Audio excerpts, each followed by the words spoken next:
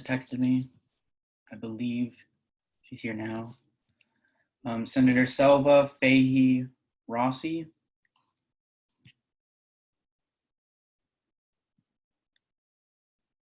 Selva, Rossi, and Fahey. Awesome. Senator Mouget, Shaler, Promozic. Mouget, Shaler, Promozic. Oh, Nick Shaler just arrived. Okay. Senator England, Wang, Yanam. England, Wang, Senator Yanam. Okay. Senator Rigadel. I apologize if I pronounced that incorrectly. Senator Lecky Gonzalez A. Gonzalez. All right, I got Lecky Gonzalez. Okay. Rigadel, I saw you earlier. Okay, anyways, next. Senator Denton Martin Pendleton. Denton Martin and Pendleton. All right, no Pendleton. Senator Sohos Ferguson Mayman Dean. All right, Sohos, Ferguson, Mayman, and Dean.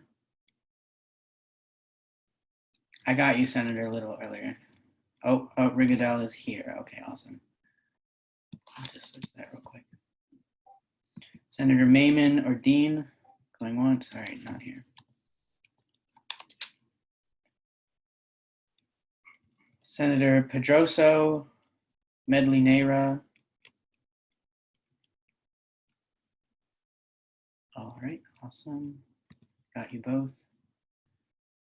Senator Chabot, Kalink, and Stinson.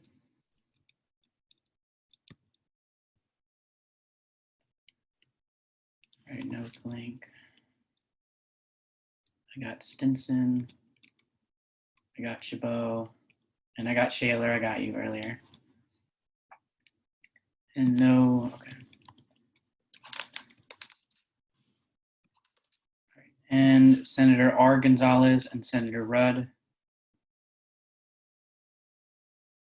All right, you guys are here. Give me 1 second to count quorum. And just for clarification, when counting quorum, suspended senators do not count towards quorum or when determining quorum. So that is why I did not call the suspended senators' names. If you feel that I missed you and you did complete this financial certification, please let me know as soon as possible. But just give me 1 second as I count.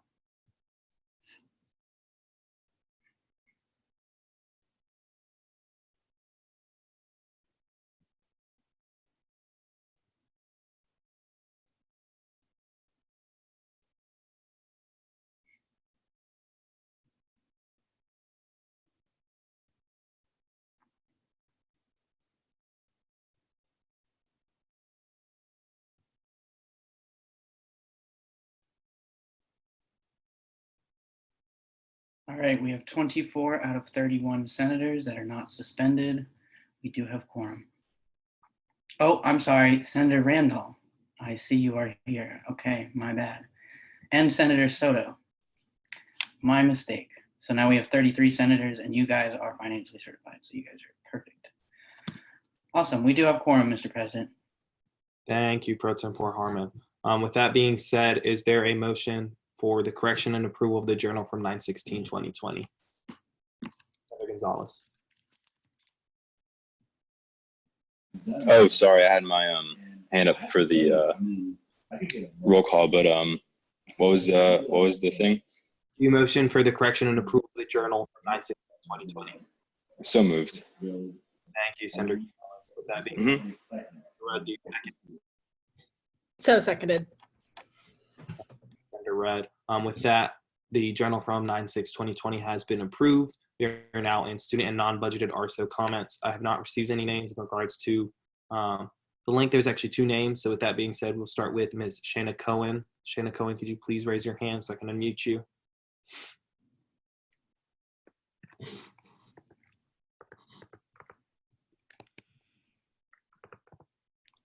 I don't believe Helen is on the call. I do not see her. Right. Okay, so we'll move forward. With that being said, Ms. Sasha Martin, Chair Martin, did you have public comment you wanted to make?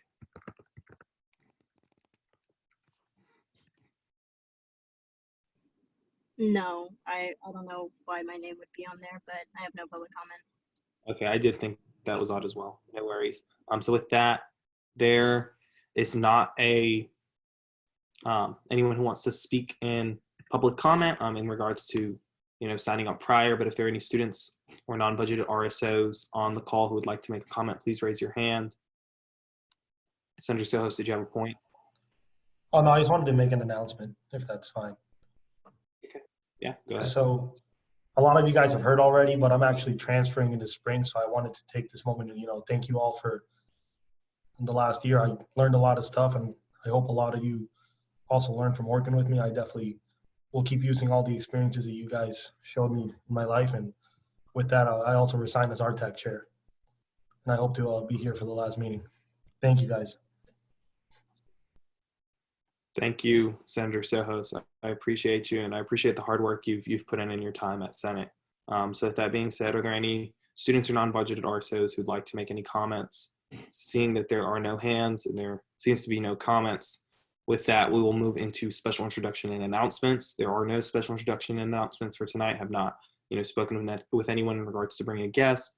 But messages from the executive branch. I know Attorney General Reddy did have something he would like to share with the Student Senate. Attorney General Reddy, whenever you're ready. Thank you, Mr. President. Good evening, Senators. I come before you tonight, unfortunately, to have to express my deepest objection and disappointment with a body that I called home for more than 3 years. Last night, for those of you who aren't aware, the Judiciary Committee and Oversight Committee met and failed, in particular, that I'm aware of, 3 candidates, all of whom met that fate due to severe mistakes by a small number of members of this institution that I'm just here to hopefully see and assuage you that these issues have to be corrected. And I start first with the failed nomination of the candidate for the Associate Justice of the Supreme Court. I attended Judiciary last night to speak on behalf of Bill 82. Unfortunately, that bill could not be heard, but my time in the committee was well spent and it was not wasted. I witnessed 2 senators, one of whom is technically suspended due to a failure to complete financial certification, vote down and advocate for a nominee to the Supreme Court for the sole reason of having carried out the duty that every lawyer in this country must do. And that duty is quite simply ensuring that individuals have adequate representation in a court case. In the history of our country, I look no further than John Adams as an example of the standard, as the standard for why what was done in the Judiciary Committee shouldn't and can't be upheld. For even the likes of John Adams would not qualify under that standard, for he represented British officers at a time when doing so was seen by his peers as a betrayal of his fellow countrymen. And what John Adams understood, and what I hope every single one of you senators understand and the judiciary understands, is that every individual, no matter the reason for their case, deserves a fair trial, and secondly, competent representation. And to set a standard that because somebody represents a case that somebody doesn't like would set a bar that would make it very hard, if not impossible, to find law students willing to sit on the court and also advocate and defend students in the Supreme Court. And that is a very, very real issue, especially as it's hard enough to get involvement from the law school already. And that is a concern of my peers, as I am in my first year of law school. And I bring that to you tonight because there is no representative from the law school in the Senate. But I can tell you from the discussions of my peers, we are very scared of the precedent this would set. Now I also turn to the actions of the Oversight Committee last night, particularly the candidate for SOE. That was voted down. And what I was told, because I was not able to be there in Oversight, but what I was told by the candidate and other individuals is that there was an issue with the constitutionality of that individual being the supervisor of elections with their involvement with an on-campus organization that is political in the real world. But the statute that was referenced in committee last night and that would seek to make any supervisor of elections unable to carry out those duties is referring to political parties such as Amplify, former parties like Unite and Legacy, etc. And I give those names only as examples to make it clear in mind what that statute is talking about. That is the part of the statute that references political parties. Why? Because certainly you wouldn't want a member of a political party to be the supervisor of elections because there's a conflict of interest. But to make it a standard that someone cannot be a part of a real world political organization or have any outside political views whatsoever is an absurd standard, because then we would have anybody registered as a Democrat or any other affiliation unable to serve as SOE. And not only is that an absurd policy, but it unfortunately runs afoul of the discrimination policy of Florida State University Student Government Association. So I asked the Senate tonight, please reconsider those nominees with objective standards and not the standards they were held to last night. And through that consideration, hopefully we can get a much needed Supreme Court justice and a much desperately needed SOE. And with that, I yield back to the president and thank him for giving me this time to speak. All right, seeing that there are no further comments from the executive branch, we are on messages from agency and bureau directors, SGA organizational officers, and employees. So are there any members from agency, bureaus, SGA organization officers, or employees who would like to make a comment tonight? If so, please raise your hand.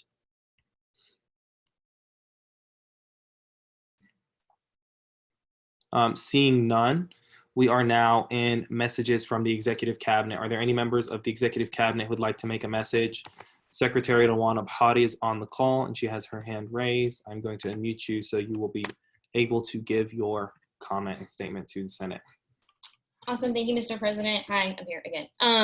Hi, everyone. I hope you're doing well tonight. I did only have one announcement, but then the events, some events happened in Kentucky today, so I feel like I need to speak on two fronts. First one is there is a new SGA community calendar. It is up and ready. That calendar was created, with a couple of points in mind. One, given the coronavirus times, our online virtuality setting, even the smallest sense of community that can be created is huge. And I think that's what the community calendar is basically doing in consolidating all these information in one place. But the one that I think the point of another reason why it was made that speaks most to me is that it is trying to lower the gatekeeping that is held on SGA. I have heard so many people, I don't know when this event is. I didn't know if I was able to come. I didn't know Senate was open to me. I didn't know if agency events allowed non-identity affiliated people, et cetera, et cetera. So breaking down that barrier is huge to me. And that's what that Instagram page is for. There's 3 links in its link tree. If you have something that you want to be pubbed, send it. If like Oversight's doing something fun, if SLAW's doing something fun, we can pub it extra for you.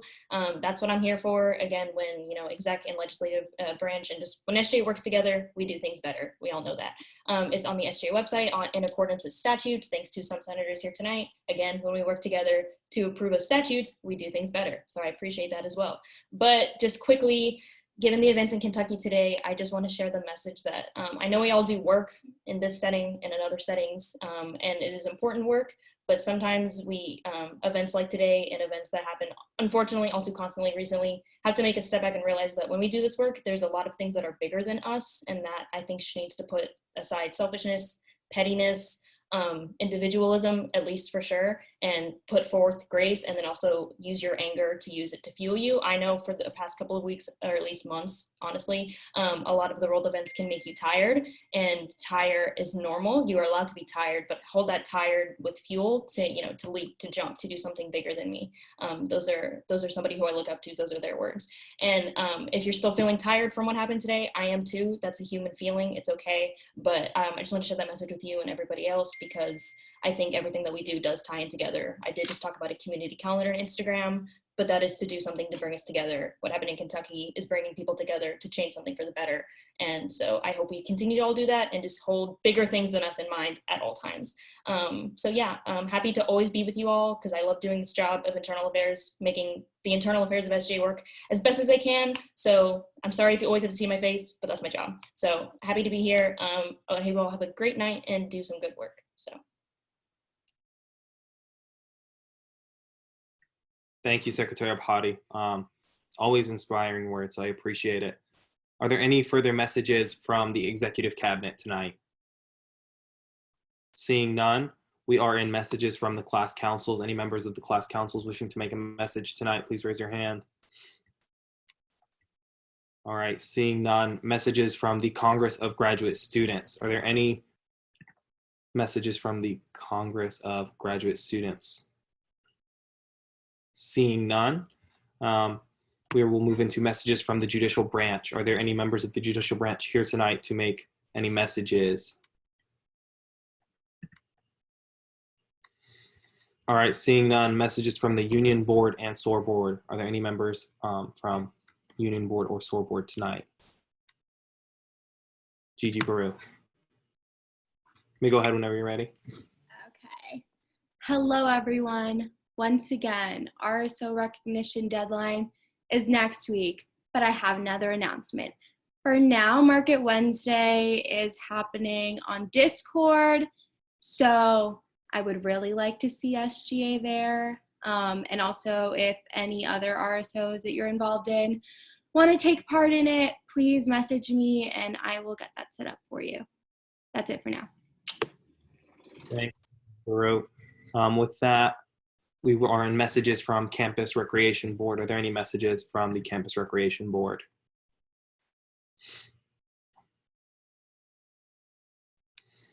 Seeing none, the report of the SGA Accounting Office. The remaining balance is for Senate projects, $32,000. For the Program Allocation Committee is $50,000. For the Resource Travel Allocation Committee, it is $60,000. And the Organizational Fund has $4,000. Are there any reports from Senate liaisons tonight? Any senators wishing to make a liaison report? Senator Silva. Hello, thank you. Hi, Senate. So I'm here on behalf of the Jewish Student Union, and they just wanted to express their deep sadness as we are all mourning the loss of the late Supreme Court Justice Ruth Ginsburg, a strong Jewish woman and advocate to many. If anyone needs anything or any support, please feel free to reach out to the JSU. And then just going off of that, I just did have some other announcements. So JSU is currently programming events for Yom Kippur, which is the end of the high holidays, in coordination with Hillel. If you know any Jewish students who would like to get engaged, please reach out. And details for a Jewish panel on research is currently being finalized with the Student Council for Undergraduate Research and Creativity. So keep an eye out for surveys to express interest in participation this week. The link should be available between Friday and Monday. And lastly, if any organizations you are part of are interested in working with JSU, please always feel free to reach out and contact them through their Instagram at FSUJSU or the exec's emails. Thank you. All right, Senator Yanam. Hi, everyone. So I'm speaking on behalf of ASU. They have a couple of events coming up in the next couple of weeks, as well as their affiliates do. So as I mentioned last week, Health Educated Asian Leaders is having a guest speaker, Dr. Danielle Lutz. She's an FSU alumni. She's speaking on her experience as an Asian student in medical school in America. That is on Tuesday, September 29th at 7 p.m. As well as AKD Phi, the Asian-oriented sorority here on campus, is having a sticker sale for breast cancer awareness. I have one of the stickers still on my laptop. They're very cute. I'm going to send all of this information in the Senate chat, as well as to Clerk Roy to have distributed within the Senate newsletter. But other than that, I'm done. All right, thank you, Senator Yanam. Senator Bateman. Thank you. I am the liaison to the Medical Response Unit, and I just wanted to talk about their partnership with University Health Service and a supportive role to for their Stomp Out the Flu program currently going on campus. You're able to get a free flu shot through University Health Services in the coming weeks, actually coming months as well, but the programs are currently going on through the next 2 months. So make sure to go get a free flu shot as soon as possible. And remember, like, COVID-19 isn't the only virus out there. So you guys have a good one. Thank you, Senator Bateman. So with that being said, are there any further liaison reports from senators? All right, seeing none, we are in the reports of committees. Chair Leckie from Judiciary. Whenever you're ready, you can make your report. Hey everybody, we met last night. We had 2 orders of business. We had the Supreme Court hearing where we did not pass the justice, and we had Bill 39, which we did pass. What I can say is I'm proud of the work that our committee does. We conduct oversight over both other branches of our government, and we provide advice and consent to the best of our ability. If anybody has any questions about what happened in our hearing, please read over the minutes. Our deliberations are in there. You can see what we said. And my committee members were respectful and did their jobs. And yeah, thank you, everybody. Thank you, Chair Leckie. With that, the report from the Oversight Committee, Chair Gonzalez.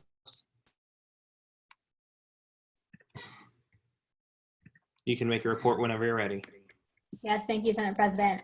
So yesterday we heard 5 candidates. We passed Matthew Gonzalez, Jack Fox Keene, and Christian Bejarano for OGA Board of Directors. Really, really pleased with their interview and their overall, they were pretty amazing. We did fail Roden Ross for OGA Board of Directors, and we did fail Ellie Cherry for Supervisor of Elections. And to kind of clarify on that, so basically we hold the standard in oversight, something we're really, really proud of doing. And we kind of like to hold every single candidate that comes through to that standard. So when it came to vetting the candidates, it was very important that we looked at them thoroughly and we understood what they stood for and what they were going to represent when they went into their position.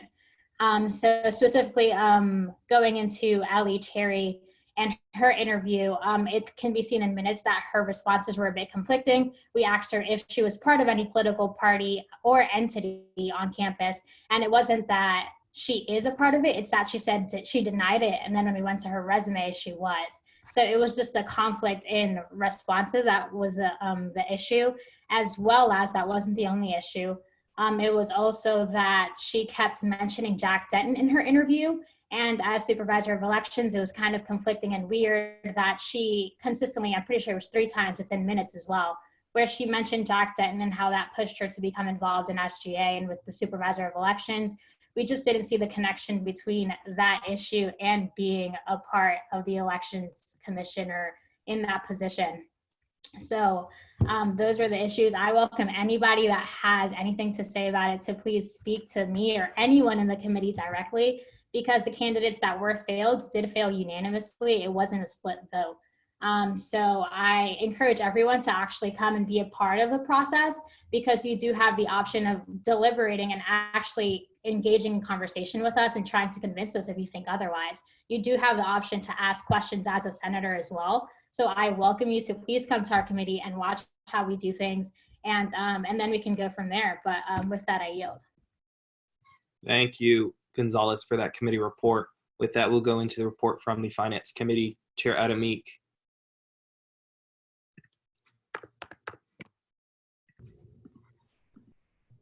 You can give your report whenever. Thank you, Mr. President. Finance met Monday at 8 o'clock at night. We heard requests, RTAC requests, and we forwarded both RTAC and PAC resolutions unamended.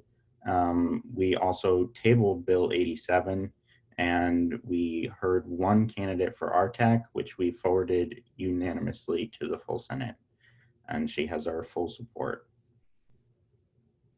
All right, thank you, Chair Adamik. With that, Chair Gonzalez, or no, not Chair Gonzalez, I apologize. Chair Martin for Student Life and Academic Affairs. You can make your report whenever you're ready. Okay, thank you, Mr. President. SLAW met on Tuesday at 5:30, we passed Resolution 82, had really good debate about Suicide Prevention Month, looking into possibly having a sister bill to really talk about other things that are happening and really represent the voices of people, sorry. So yeah, that was the only resolution that we passed, and we are meeting this next Monday at 5 p.m. So anybody is welcome to come, and excited to see the resolution on the floor. Thank you, Chair Martin. With that, the Racial Inclusivity and Justice Ad Hoc Committee, I'm not sure if Chair Mercia is on the call. I believe Chair Mercia is still suspended, but we can go with Vice Chair Gonzalez. Yeah, so RIJ met Friday. It was a really, really brief meeting about updates about meetings and talking to student affairs, talking to FSUPD about different initiatives that we want to start on campus. But yeah, that's it. With that, I yield. Thank you, Vice Chair Gonzalez. The Rules and Calendar Committee met prior to the Senate. Pro Temp Harmon, you may make your report when you're ready. Hello, Senate. So we finally got through the bulk of our legislation.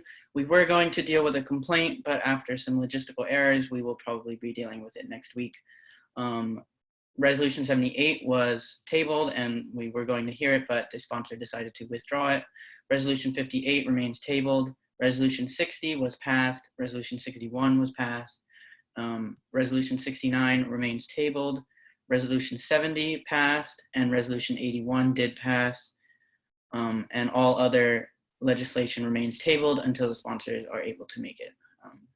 Other than that, we had a great meeting, good discussion, and we'll be meeting next week at probably 5 p.m. to just get through the bulk of it. And then after that, we'll move to 6 p.m. Because we probably won't have as much stuff. But yeah, hope to see you then in those weeks. Good night. Thank you, Pro Temp Harmon. With that, the Investigative Board Chair, Chair Chabot, would like to make a report. Whenever you're ready, Chair. Yeah, just to update you guys, we had one person come in last Friday to give testimony. All the others did not respond to the email we sent them, so we are requesting them to appear this Friday at 4 in front of the investigative board to give their final round of testimony. I hope that this will be the final time we have people come on, and then following deliberations, I hope to bring in members of the executive branch just to sort of see what's been going on and then wrap up the investigative board within the next few weeks. Thank you. Thank you, Chair Chabot. With that being said, the Budget Committee, I was told by the Chair of the Budget Committee, Chair Dean, that he did not wish to make a report. There was nothing that had occurred recently. The Survivor Advocacy Ad Hoc will be meeting later this week. And with that, we are now in Senate confirmations. We have 4 candidates on the calendar. We have 3 for the Board of Directors for the Office of Governmental Affairs, and we have 1 candidate for an RTAC seat within the RTAC committee. So for the OGA Director candidates, when I state your name, please raise your hand so that I can unmute you so we can begin this process for this. So we have Matthew Gonzalez for OGA Board of Directors, Jack Fox-Keene for OGA Board of Directors, Christian Bejarano for OGA Board of Directors, and then Gigi Baru for RTAC, for the RTAC committee. So with that, the 4 candidates, could you please raise your hands if you're on the call?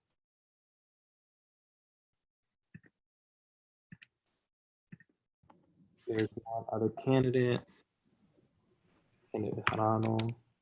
He is on the call. Last time you. All right, so for the 4 candidates, basically how this will go is, we are up for confirmation. So we will begin by giving each one of you guys an opening statement. And in your opening statement, you'll have 5 minutes. You'll say what you'd like to say in regards to, introducing yourself, your name and your position, and what you're here for. Beyond that, whatever time you yield from those 5 minutes will go to your closing statement. And then you'll be given the opportunity by, senators on this call. They will ask you questions about your, for the position and your goals within the position, and just position questions as well as character questions. And then after that, you'll forward the candidates individually, and each candidate will be given an opportunity to make their closing, and then they will be voted on. With that being said, hopefully that clarifies the process for each candidate so that you guys are prepared to go through it. Beyond that, we will be starting by allowing each candidate to give their opening statement. Candidate Barreau, did you want to start us off for RTAC with your opening statement? And you have 5 minutes on the clock whenever you're ready. Okay. Hi again, guys. My name's Gigi. I'm a sophomore. I'm a political science and philosophy major. You've seen me make some announcements recently.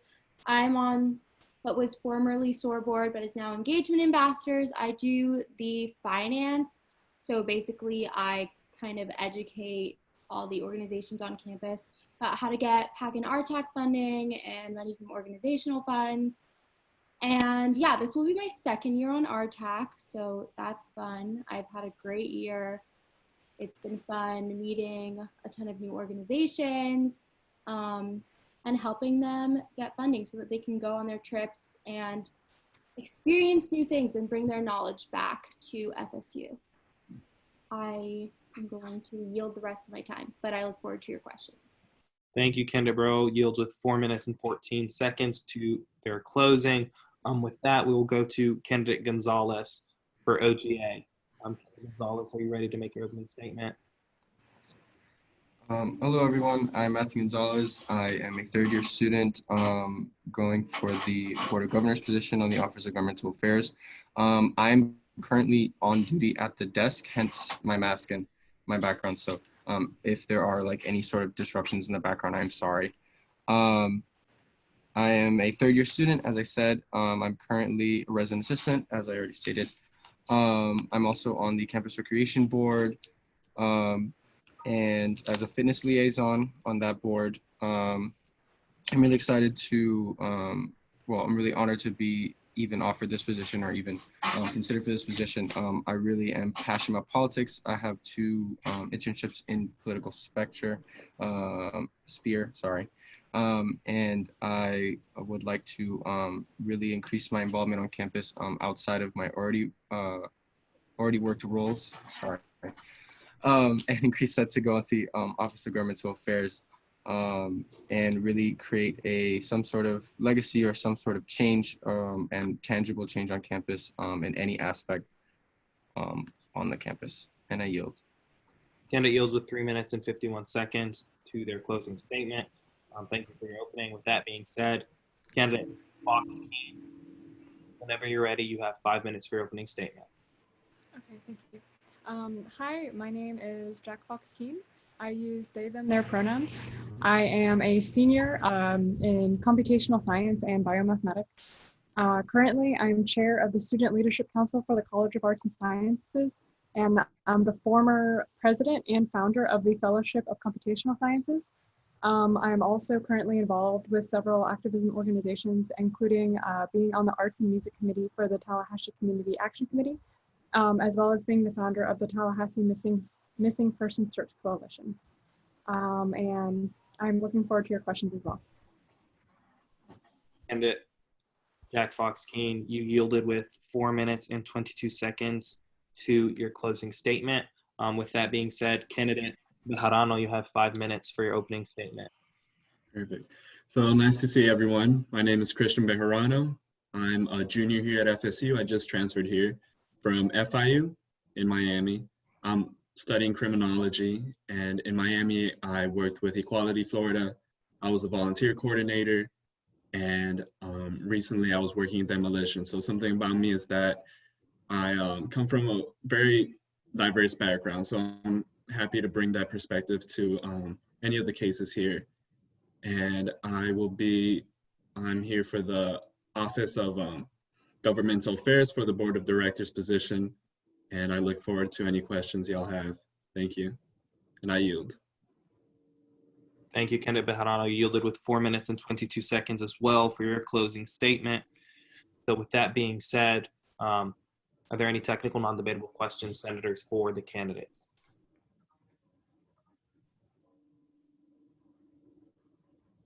If there are no technical non-debatable questions, senators, I will accept a motion to go into questions in regards to position.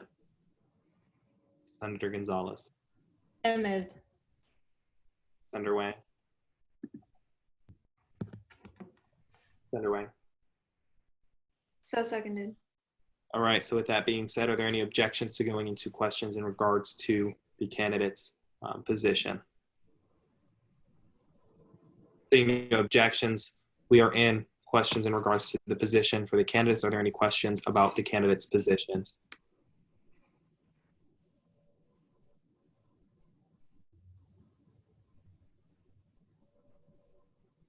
Senator Randall. Hi there. I have a question for candidate Gonzalez. Given your background as an RA and a legislative intern, can you talk more about OGA's priorities or what you think they should be related to housing and homelessness? Is that for just candidate Gonzalez or for all the candidates? Specifically for candidate Gonzalez, but sure, all the candidates can answer it. For OJ. You can go ahead, candidate Gonzalez. So to understand your question correctly, it's the housing, how housing should integrate with homelessness in regards to OGA.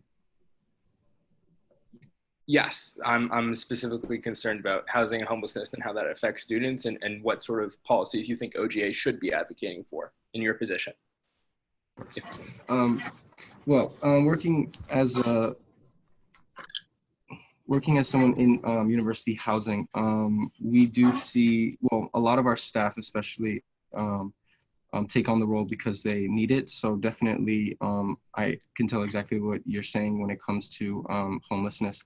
And I believe, I'm trying to think of the term, but basically unsteady housing of some sort.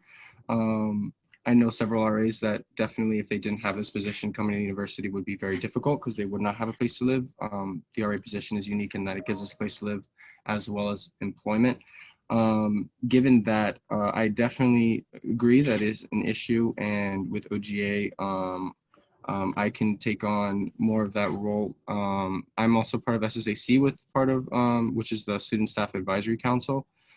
So we can take questions from them in regards to what they would like to see, and I can push that forward to the board. In addition to that, I can say that I think as part of an organization, we can really move forward with upper administration to really talk to housing, really get some more funds to help those that are in need of housing. It's very evident that the cost of housing on campus is kind of expensive, as well as the surrounding area. And we can definitely move forward and get more assistance with that to help students that are in need of housing. Thank you, candidate Gonzalez. Candidate Bejarano. Yeah. So at FIU, we had a program that had a grant set aside for individuals who were homeless, and especially those more at risk, such as minority students. And so I'll definitely be looking into what's the program here, if they have a grant set aside, and making sure reaching out to those in administration and push towards a grant if there isn't one already available for those who are at risk. Thank you. Thank you. Candidate Jack Fox Keene.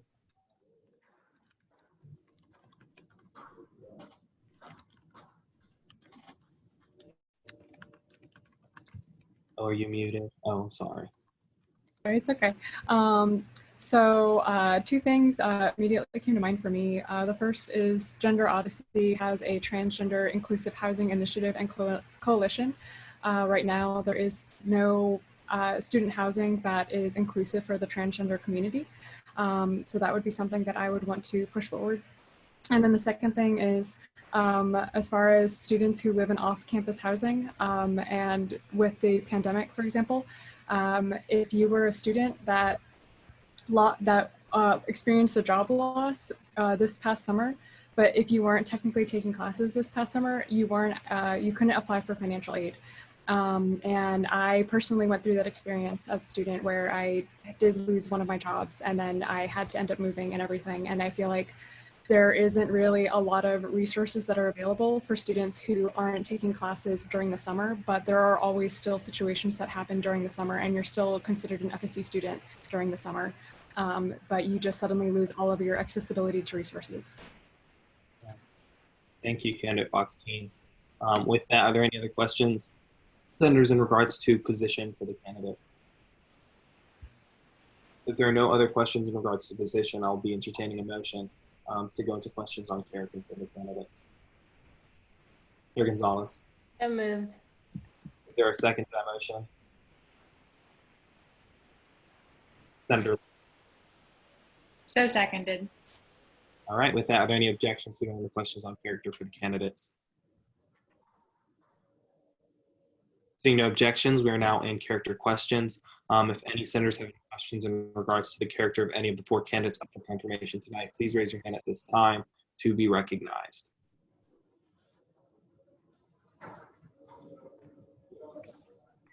If no senators have any questions in regards to candidate character, I will be entertaining a motion to forward the candidates individually.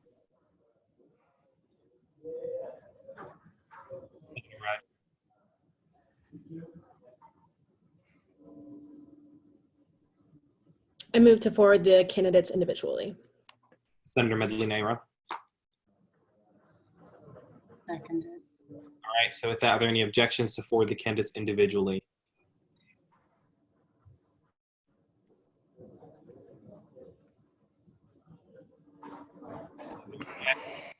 Each candidate has now been forwarded individually, so now we will go into the closing statements for each candidate. And after the candidates, you make your closing statements. Once all 4 of you finish your closing statements, we will go into, individual voting minutes. So with that being said, we will start with candidate Bejarano. Candidate Bejarano, you have 4 minutes and 22 seconds for your closing statement whenever you're ready. Perfect. So I appreciate talking to all of y'all tonight. I hope to get involved with OGA and really get out there, making connections in the community, connecting FSU with the greater Tallahassee community, as sometimes I feel there's a disconnection between FSU or major universities like this and the surrounding communities. And so I hope to really make those connections and move the OGA forward. Thank you. Thank you, candidate Bejarano. He waived his 3 minutes and 54 seconds for his closing. With that, candidate Fox Keene, whenever you're ready, you have 4 minutes and 22 seconds as well for your closing statement.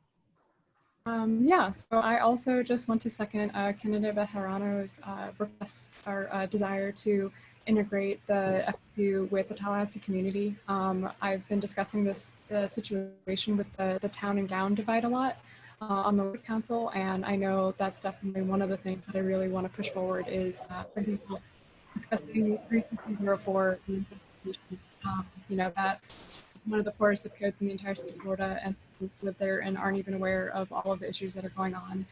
And really kind of being able to use the OGA to address these kinds of issues in the Tallahassee community and bring awareness to students is definitely something that I fully support. Thank you, candidate Fox Keene.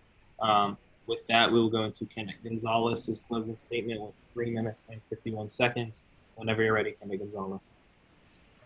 Once again, I just want to stay very humbled to be considered for the role. I would like to also, I agree with the previous candidates on widening the OGA role to serve the greater Tallahassee community as well as the university, and to utilize my personal positions already, as we mentioned the question about homelessness, to really get a better connection with other issues at campus that we might have overlooked in the past, or be able to handle them in any aspect in the future. And once again, I'm just really happy to be here with you guys and hopefully work with you guys in future and make better connections in that. And I yield my time. Thank you, candidate Gonzalez. With that, we will go into our final candidate up for confirmation tonight, candidate Baru.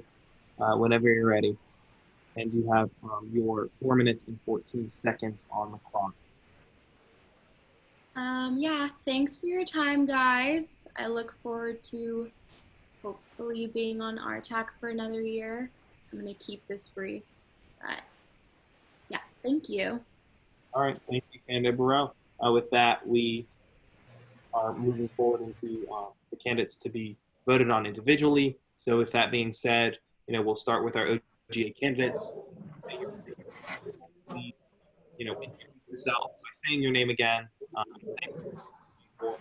You do that as an individual. We will vote on you, and then after that, we'll just go forward and do it.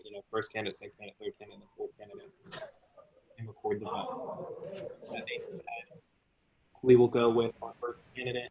That candidate is candidate Baru for RTAC. And so with that being said, candidate Baru, just state your name and the position you are going for, and then we will move into the voting phase. Yeah, Gigi Barouette, Resource for Travel Allocations Committee. All right, awesome. With that being said, senators, you guys are all now in line to vote. Yes is for yes, and no is for no, and going faster is abstention. So with that being said, just please, select your vote. Do you mind reading out the names again quickly of who suspended? Yes, I do apologize. I forgot. So with that being said, I'm going to rename the senators from the beginning of the meeting who are suspended and who cannot vote. I understand that you may have taken the financial certification. If you did yesterday, they did the day before, but we have not received a confirmation email in regards to that. And so if you receive a confirmation email that you passed, please send that to us so we can remove your suspension. But the names that I'm about to state are senators who we have not received a forwarded email and are suspended at this moment and cannot be voting. So Senator Murcia, Senator Macmillan, Senator McKay, Senator Recht, Senator Wilkinson, Senator Hazlitt, Senator Hall, Senator Shanahan, Senator Sam, Senator Adams, Senator Diaz, Senator Ascanio, Senator Rudolph, Senator Tooks, Senator Ross, Senator Lewis, Senator Alvarez, Senator Waters. So with that being said, if you were one of the senators listed, please do not vote. Abstin is good because he let me know, so he's good now. He's fine to vote. That should be 27 votes, so we are missing. Oh, 27, awesome, okay. 27 yes, 0 no, 0 abstentions. Candidate does pass, congratulations. Congratulations. After you pass, please stay on the call because once all the candidates are confirmed, we will then swear you all in. So with that being said, candidate Gonzalez, please state your name and the position you are going for, and so we can go into the vote. Matthew Gonzalez, Office of Governmental Affairs, Board of Directors. Thank you, candidate Gonzalez. Senators, yes is for yes, no is for no, and go faster is for abstention on the candidate.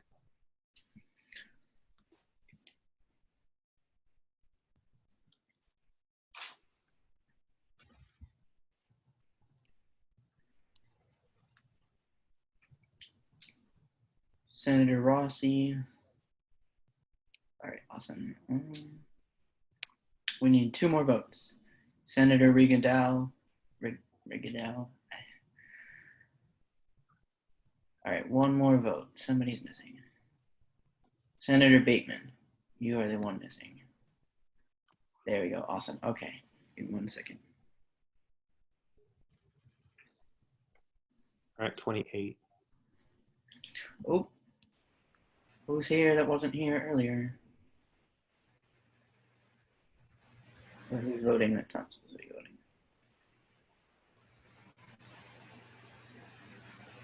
Senator Sohos, you also haven't voted. Okay, well, I'll figure that out, but let me just get the abstentions.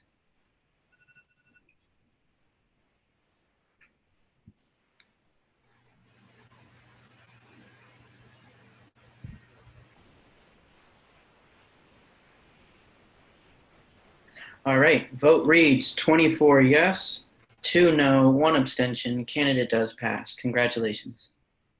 Congratulations, candidate. I'll go into candidate Fox Keene. Candidate Fox Keene, whenever you're ready, state your name and the position you're going for.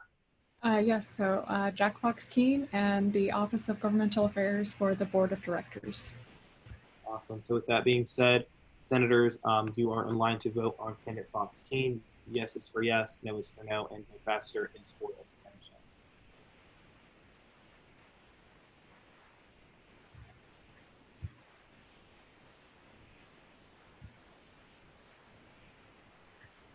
All right, vote reads 25 yes, 1 no, 1 abstention. Candidate does pass. Oh, somebody voted yes that didn't. Okay. All right, 26 yes, 1 no, 1 abstention. Or 25, okay. It's 25. I called it as 25. Congratulations, you did pass. Congratulations, candidate Fox Keene. So with that, we'll go to our final candidate, that is up for confirmation for tonight, which is candidate Bejarano. Candidate Bejarano, whenever you're ready. Christian Bejarano, the Office of Governmental Affairs, and for the Board of Directors. All right, so with that being said, senators, you are now in line to vote. Yes for yes, no for no, and go faster for abstention.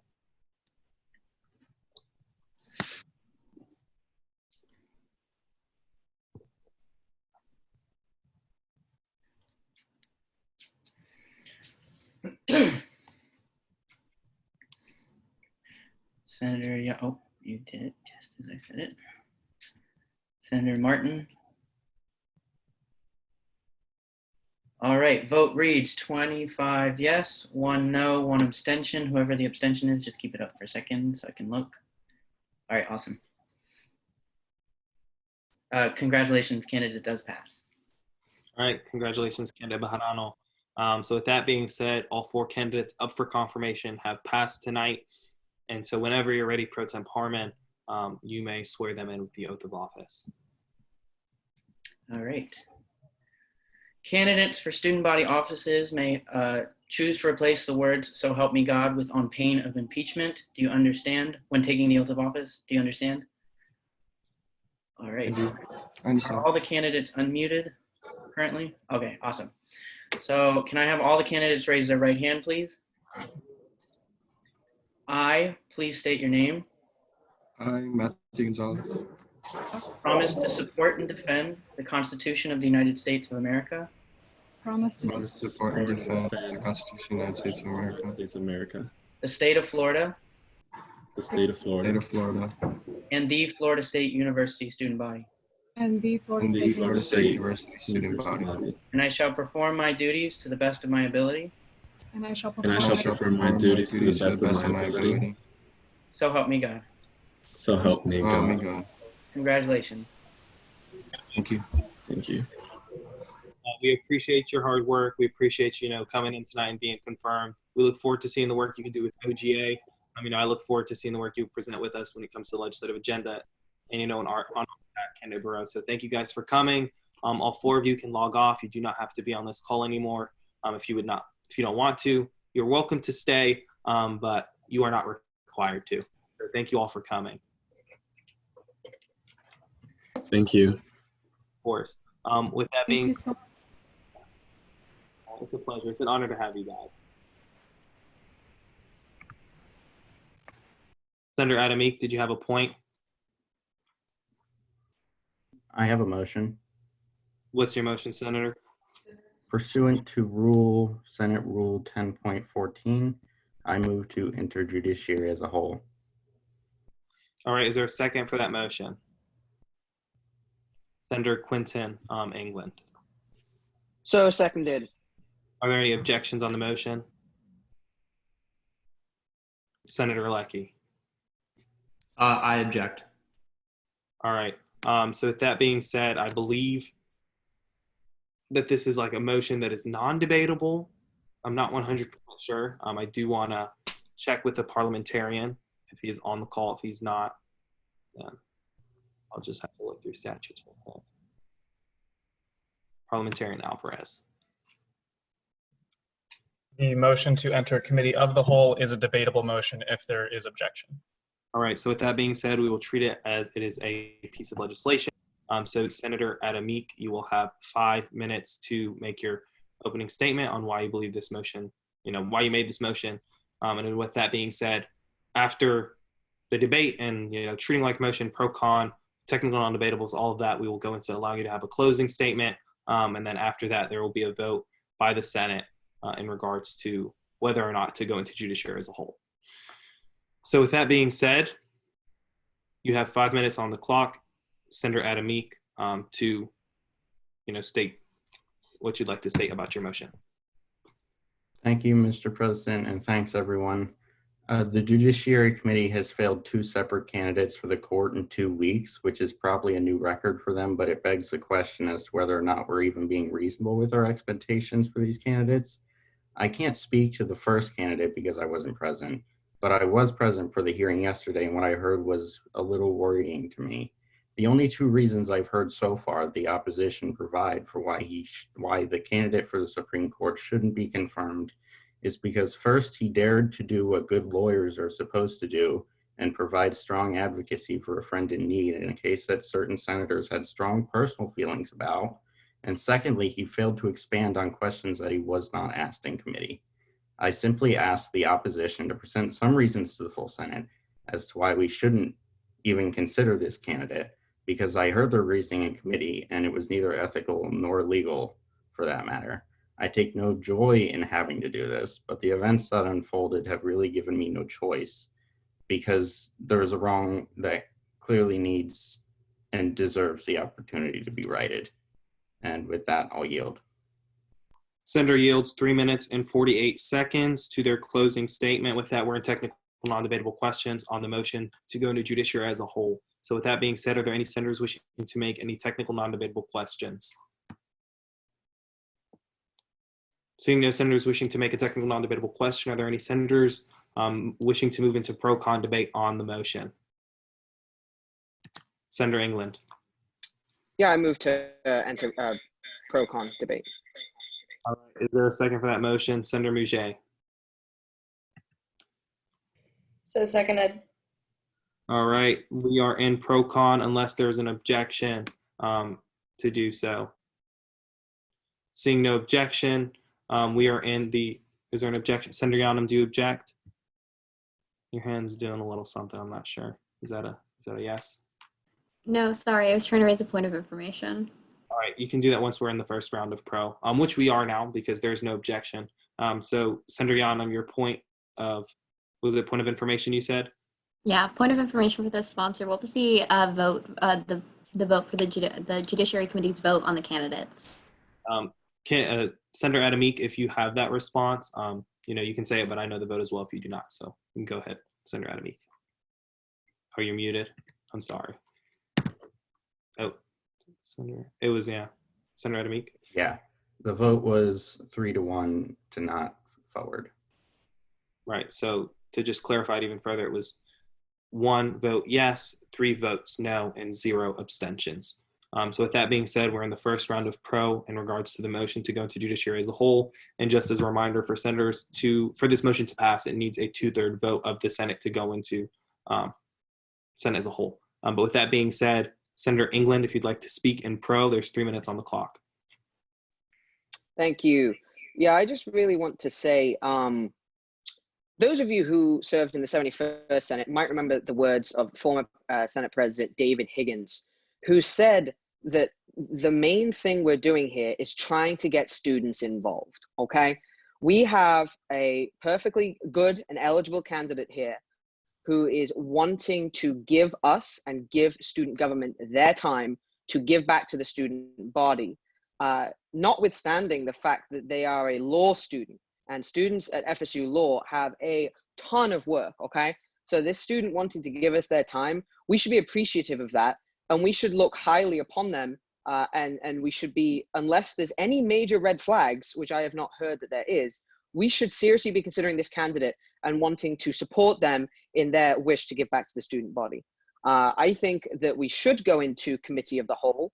If the Judiciary Committee wants to stand by their actions, that is fine. But I see no reason that we as a Senate should not be able to hold that committee accountable for their work. And so I do think we should go into committee of the whole. And if we don't want to reconsider the candidate or we wish to fail the candidate again, that's fine. But I see no reason not to do this. And I just urge you to think about these people's want to benefit the student body. And I yield. All right, Senator yields with 1:37 still on the clock. Senator Medley-Nera, do you wish to speak in pro? I have a point of information for the sponsor. Yeah. Senator Adamik, are you a part of the Judiciary Committee? I can't recall right now. Senator Adamik, you may respond. No, I am not. All right, with that being said, there's still 1:37 on the clock in the first round of pro in regards to the motion to enter judiciary as a whole. Are there any other senators wishing to utilize that time? Senator Mouget, do you wish to speak in pro? Yes, thank you. Hey guys, so, speaking of pro as to go into judiciary, that's, and by no means disregarding the work that judiciary did, because that's fantastic work. However, there is nothing wrong with going into a committee on the floor. There's nothing wrong with asking more questions, hearing more opinions, and going more in depth with these candidates. As Senator England stated, we are trying to get people involved. If I'm pro or con within a specific candidate, disregarding that in general, going pro and con, going into committee is something far different, and I see nothing wrong with going into committee on the floor. Thank you. All right, thank you, Senator Mouget. You yielded with 1 minute and 3 seconds on the clock in the first round of pro. Any other senators wishing to utilize that time? If there are no other senators wishing to speak in pro, Senator Leckie, if there are no other senators wishing to speak in pro, we will now be in the first round of con. With that being said, there are 3 minutes of time on the clock. Senator Leckie, you have 3 minutes whenever you're ready.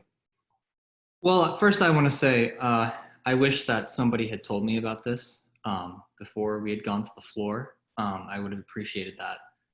But the main thing is the Senate has entrusted our committee with oversight over the judicial branch. We consider these candidates first. That's our job. And you may not agree with our decisions, but we did it in a respectful manner. We had a good debate. You could read over the minutes. And of course, any senator is welcome to attend and participate in deliberations. That is entirely your prerogative. And what scares me is going into a committee as a whole in the Senate to get around the decision my committee made in order to confirm a Supreme Court justice. That's a bad precedent. If that occurred in the real United States Senate, that would be an uproar. So I ask that we not rush this process. I ask that at least communicate to my committee that this was something you wanted to do. And instead of going into Senate as a whole, or sorry, Judiciary as a whole, why don't you all come to Judiciary and participate? You can all come. You can all speak. I will allow any senator to come and participate in deliberations, and I welcome it. Anybody who's come knows that. And the last thing I'll say is our job isn't just to involve people, it's also to guard the money and power that the student body entrusts us with, right? Like we're not just, our only objective isn't just to involve people. It's to make good decisions on behalf of 45,000 people. That's a big responsibility, and it's not something we should rush. So you may disagree with our committee's decision, which is fine. That's completely within your rights. But let's not rush this. Come to Judiciary. Let's not bring Judiciary to the Senate. You should come to the meeting. And so with that, I yield. Thank you, Chair Leckie. With that, you yielded 1 minute and 10 seconds on the clock. Senator Gertz. Yes, I was just going to say really quickly that I find it, as someone who has quite a lot of love for the Judiciary Committee, I find it somewhat unsatisfying that this motion will be made. And I'd also ask that the senators who are speaking in support of it, and the people who are thinking in support of it, remember that there would be no reason to move into the Committee of the Whole if there is not a wish to overturn the decision of that committee. If you're happy with the decision of the committee, there would be no reason to move into it. So I don't necessarily buy the argument that this is not to overturn the committee and this is not to, I don't buy that. So I would just say that it is very important to remember when considering this motion, what precedent it sets and what it says about your feelings about the Judiciary Committee as a whole. I believe in them. I've read through the minutes, and I will remind you that we have the right to vote down candidates for any concerns, whether that be conflicts between answers and resumes, whether that be concerns over their voting pattern. I will remind you that there is no Supreme Court in this nation where general ideology or feelings or background are poor questions to ask. So frankly, time has expired. I apologize. But with that being said, we are now in the second round of pro with 3 minutes on the clock. Any senators wishing to speak in the second round of pro? Senator Chabot, did you want to speak in pro? Actually, I have a point of information for the sponsor of this motion. Do you have any personal connection to the candidate that Judiciary failed? Senator, I do. Thank you. So, Pro Tem Harmon, did you have a point? No, I was wishing to speak in pro. All right. Yeah, I'll recognize you after the other people who raised their hand. No worries. So with that, Senator England, you're recognized with 3 minutes on the clock for this round of pro. Thank you. I'll try and keep it brief. I know I'm only allowed to speak twice. I just want to say that not everyone can attend every meeting. A lot of us are busy with class schedules. I know I myself have synchronous classes still at the time that judiciary meets. So I don't always think people can make it to meetings, even if they wanted to. And as Dr. Acosta would always say, academics come first. And so nobody should be skipping class to attend a meeting. I will also say that I think it is just concerning that we're voting down candidates in their response to how would they vote on something. I think Attorney General Reddy said it very well when he said that we may not always agree with people. We may disagree with people's stances on things, but that's what the judiciary branch is for. That's what lawyers do, okay? They make decisions on things. We're not going to agree with every single decision, but to fail people for the judicial branch simply because we disagree with how they voted on something is not good. It's not proper, okay?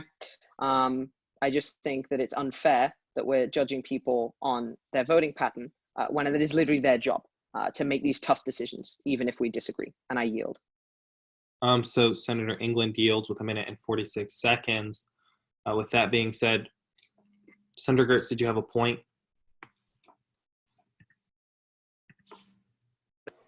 Oh no, that just was left up from the last time. I apologize. No worries. So with that, I know Pro Tem Harmony wanted to speak in pro. There's 1 minute and 46 seconds on the clock, and you can go ahead whenever you're ready. So Chair Leckie made a point that we shouldn't rush this. That's correct. But you want to know how long the Judiciary Committee lasted yesterday? 40 minutes. 40 minutes on all the legislation they had, all the work that they had. And if I know committees well, it takes about 5 or 10 minutes to get them set up, get them ready. This meeting went from 5:05 p.m. to 5:39 p.m. That's not even 40 minutes. And you read over a bill and a candidate, and you seem to think that's not rushing it. Chairs seem to think that is not rushing it. Like, I just can't comprehend that. Also, I think that we should hear this simply because a lot of the members of the Judiciary Committee, in the minutes that I am currently reading, say that they were unsure. They also even said this, and I quote Senator Wang, "I'm worried too, but the candidate did say that his opinions in that case didn't play into how he represented it. He was the only law student available at the time." So how can you sit here, how can senators sit here and deny a candidate when he was simply doing his job as a law student, as a lawyer, representing a client? I'm sorry, but that is just ridiculous. I think we need to hold our Judiciary Committee accountable for that. Quite frankly, they didn't spend enough time. They rushed it. That's what I see. That's why I will be voting to hear this candidate tonight, because I'd like to hear it, because quite frankly, I do not think the Judiciary Committee completed its job or did it to the standard that they are saying that they did. Quite frankly, I don't mean to attack the Judiciary Committee, but this is a matter worth looking into. Harmon, I apologize, but the time in the second round of pro has expired. So with that being said, we are in the second round of con. Senator Chabot, there's 3 minutes on the clock whenever you're ready. Yeah, so a lot of people seem to be making assumptions about why we voted the way we did. Personally, I would like to explain my vote. I decided to vote against the candidate because I saw in their application the level of detail of the answers was very surface level. And as a Supreme Court justice, you have the need and you have the duty to elaborate on the decisions you make. That was also evident in the way that the candidate answered questions. So I would appreciate it if people ask us why we voted a certain way instead of assuming that. In addition, I would also like to point out the clear conflict of interest that the sponsor making this motion has with the candidate. They know the candidate personally. That is a huge conflict of interest to ask us to move into judiciary as a whole to reconsider a candidate that they have a personal connection to. In addition, it is frankly disrespectful. This is the second time that members of the Senate have tried to overturn the work of judiciary without asking us why we did things a certain way and without coming to committee and using their voice in committee. there were people there, there were senators there that had the opportunity to ask questions, to participate in deliberations, and they did not. So with that, I yield against this motion completely. Senator Chabot yields with 1 minute and 41 seconds on the clock. Lord, somebody popped up, so I can't see. There we go. Senator Soto, would you like to speak in con? Sure. So I really think personally that just because someone is a law student doesn't qualify them for the position. There's definitely more law students out there that can also apply for this position. So for that as like a reasoning to defend this candidate, to me, kind of like doesn't make sense. Also, it also doesn't make sense the fact that most of y'all just are completely bashing on the Judiciary Committee's work. And just because they met for a short amount of time doesn't mean that you can get a lot done like in a short amount of time, because you can. And they obviously got things passed, and they also voted on this candidate, which that to me is something got done. And yeah, that's it. With that, there's 52 seconds still on the clock in the second round of con. Senator Yanam. 52 seconds. I'm going to reiterate what a lot of people are saying really quickly, but the level of disrespect to try and overturn the decision of this candidate, especially from somebody who has a clear bias in terms of why they want to turn over the decision of the committee, is just astronomical. At the end of the day, Supreme Court justices can be approved or disapproved for any reason, any number of reasons. We have a right to look at their history, we have a right to look at how they would vote. That is the right of the Judiciary Committee. That is the right of anybody who comes to that committee meeting.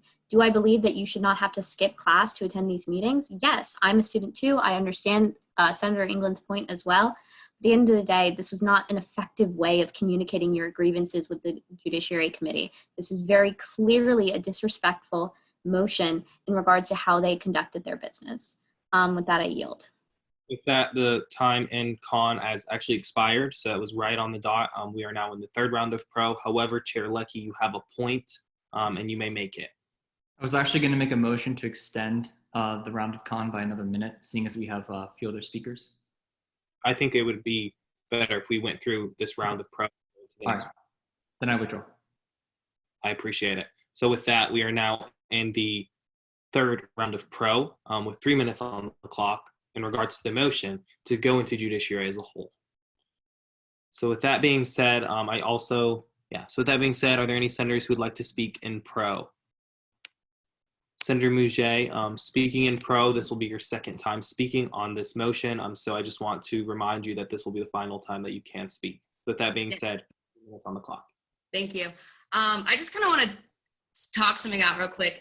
When people are speaking in pro to move to committee, no, and I don't want to devalue, how the committee feels bring about this bill. From a personal opinion, going back into committee, and I've said this repeatedly from meetings to meetings, I am by no means disrespecting the work in committee. I see absolutely nothing wrong. Me personally, I would like to see opinions from committee members or from senators who were unable to go to that meeting. I would like to hear those opinions before making a decision. At the end of the day, are we going to override what judiciary said? No. But if senators are unable to, for other obligations, not because they do not feel like going to committee meetings, would like to bring out another amendment or something changed from committee on Senate floor, I see absolutely nothing wrong hearing those opinions on Senate floor.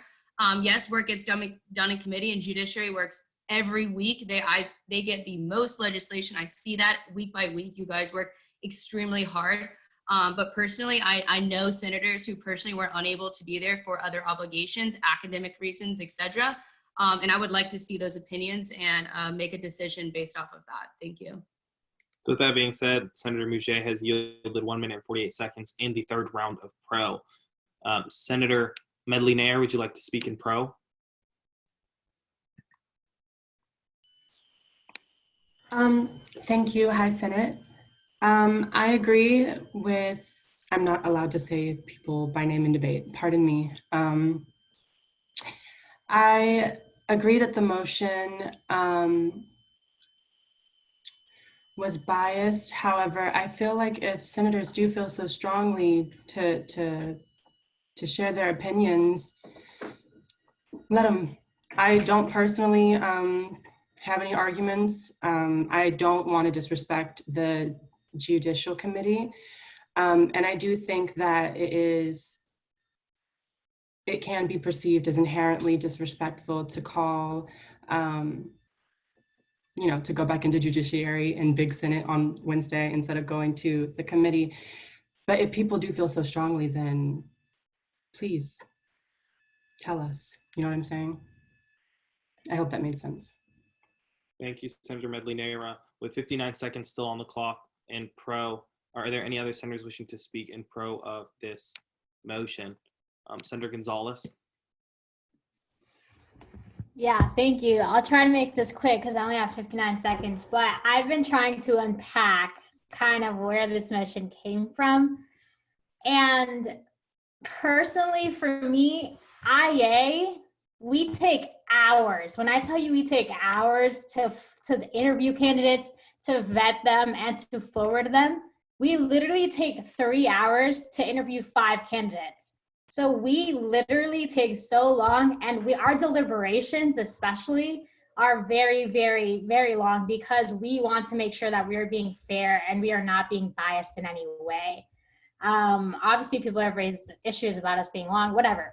Anyway, the point is that although I understand that it's disrespectful to go into Judiciary because I would hate for them to do that to me in IA, I understand that it looks biased, and because it looks biased, they deserved reconsideration. It's not an upfront. Senator Gonzalez, but the third round of pro has expired. So with that being said, we are now in the third round of con. Are there any senators wishing to speak in the third round of con? Senator R. Gonzalez. Yeah. I just wanted to say that I trust the Judiciary Committee, and we've already been here for an hour and a half, and we still haven't gotten anything done. So that's my piece. Thank you. Thank you, Senator Gonzalez. With that being said, Senator Oates, are you wishing to speak in con?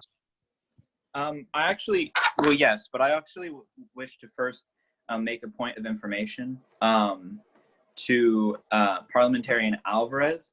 As far as I understand, in real, this actual Senate meeting, you can only overturn a vote at the end of the meeting. You have until the end of the meeting to pull that out. Seeing as the Judiciary Committee's meeting has already ended, is there any precedent or are there any rules relating to whether or not we are even able to overturn the decision of the Judiciary Committee to fail the candidate? Parliamentarian, the point was directed towards you, so I'll allow you to respond. In the situation where a standing committee makes a particular decision, whether it be passage or failure of a bill or passage or failure of a candidate or any other item on their agenda, if a senator were to move to reconsider, a motion for reconsideration would require that member having been on the prevailing side of the original vote or motion, and had they brought up a motion to rescind without 24-hour prior notice, that would require a 2/3 vote. And if they had given 24 hours notice for a motion to rescind, it would only be a majority vote. So just a quick clarification, you said that the person who moves to rescind has to have been on the prevailing side of the vote. For a motion to reconsider, they would have to have been on the prevailing side of the vote. For a motion to rescind, that can be made by any member of the body. And then the vote threshold changes depending on when notice was given for the motion. And that motion could be made now, should we enter the committee? Correct. Okay, thank you. I just wanted to make sure that we were debating about something that could happen. All right, thank you for the clarification. With that, we still have 2 minutes and 48 seconds on the third round of con for this motion. So with that being said, Senator Chair Leckie, this will be your second time speaking, so this will be your final time. However, you have 2 minutes, 48 seconds whenever you're ready. Well, I just want to say I have great respect for everybody here in Senate. I think that all of you are doing amazing work. And, I know we may disagree on this issue, but, I still have respect for all of you. But I did take some offense to the notion that Judiciary didn't take a lot of time on our candidates. My committee read the forwarding letter before we got to committee. They were very familiar with the application. We asked detailed questions. And I've been on judiciary for 2 years, my entire time being in Senate. I've chaired this committee longer than some of you have been at the school. And I don't say this to be disrespectful, but I know what a good hearing looks like. I've been through, I don't even know how many. I've been here for 2 years. And I can tell you that we did our jobs properly. My committee was detailed. We considered every aspect of the application, and we took 40 minutes because we were prepared. We knew precisely what we wanted to ask. We deliberated. We talked to each other about the decisions we were making. And personally, I would have voted for the candidate, but I was chairing, so I wasn't able to. But I can assure the Senate that we did our jobs properly. I trust the decisions that my committee made, and to set the precedent that the Senate can enter a committee as a whole and overturn the decision of a committee, that's a bad precedent to set.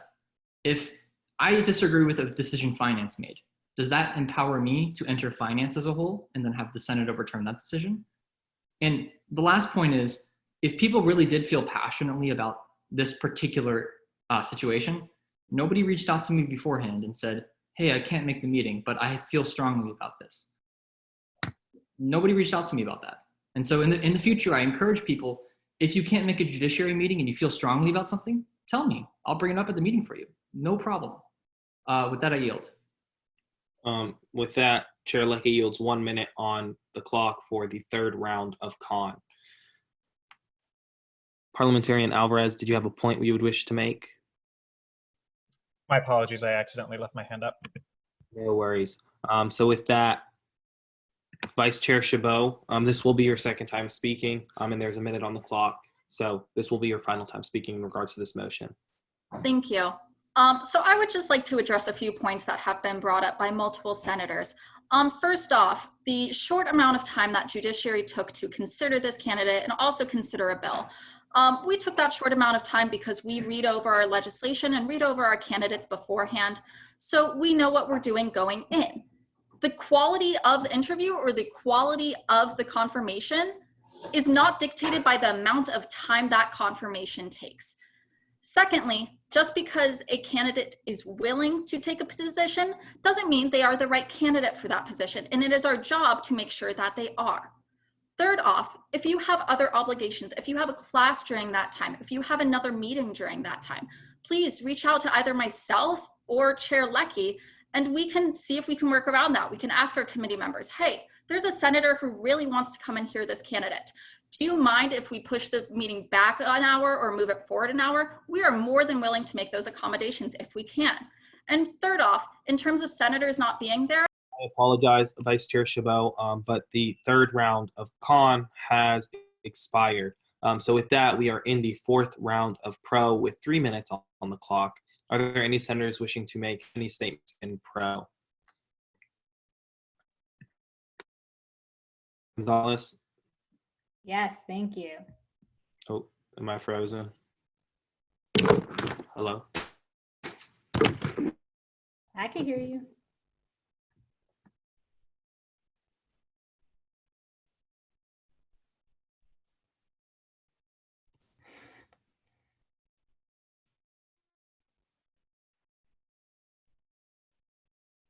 President Donald Leak, are you there?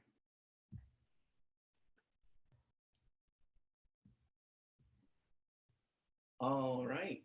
I apologize. You're back. Okay, awesome. I don't know. I really don't know what happened. It started saying my internet connection's unstable, and then it just like everybody froze. I was like, uh-oh. Lord, I apologize. We still have 3 minutes on the fourth round of pro. So with that being said, Senator Gonzalez, I was allowing you to speak when I disappeared for a moment. I apologize, but there's still 3 minutes. You may go ahead whenever you're ready. Yeah, you're good. So I kind of just want to laugh right now because personally right now, what I am hearing is that you don't think the Oversight Committee was prepared enough and that's why we took so long. Maybe that's not what you're saying, but that's what I am hearing, which is definitely disrespectful to me and to my committee. But with that said, like I said, I was trying to unpack this, and although I understand, I read the minutes as well, and I understand you know, the restraints from this, because I personally thought the Culver case had nothing to do with his ability to be a Supreme Court justice. I saw it, and I mean, I trust the Judiciary Committee, I do, but I just don't know how to feel about this right now. I wish if there was a way that you guys could explain yourselves a little bit better, explain why it would be, but I honestly, the explanations you guys have given right now are not making me support you. But yeah, what about you? So 1 minute and 51 seconds have been yielded in the first round, the fourth round of pro. I apologize, the fourth round. So with that, Senator Yanam, do you wish to speak in pro? Do you wish to have, no? Okay, nothing. Got it. A point, maybe? No? Okay. Senator Chabot, did you have a point? Yeah, point of information, since everybody seems to want to know this. Can the members of the Judiciary Committee please explain why they did not forward the candidate? Yeah, that's appropriate. That's an appropriate point of information. And I think this will clarify a lot of the disputes. So we can start with Senator Wang. Yes. Also, there is Senator Marcia here with me to explain her decision if we want, but she does not have rights right now, so I don't know how that would work.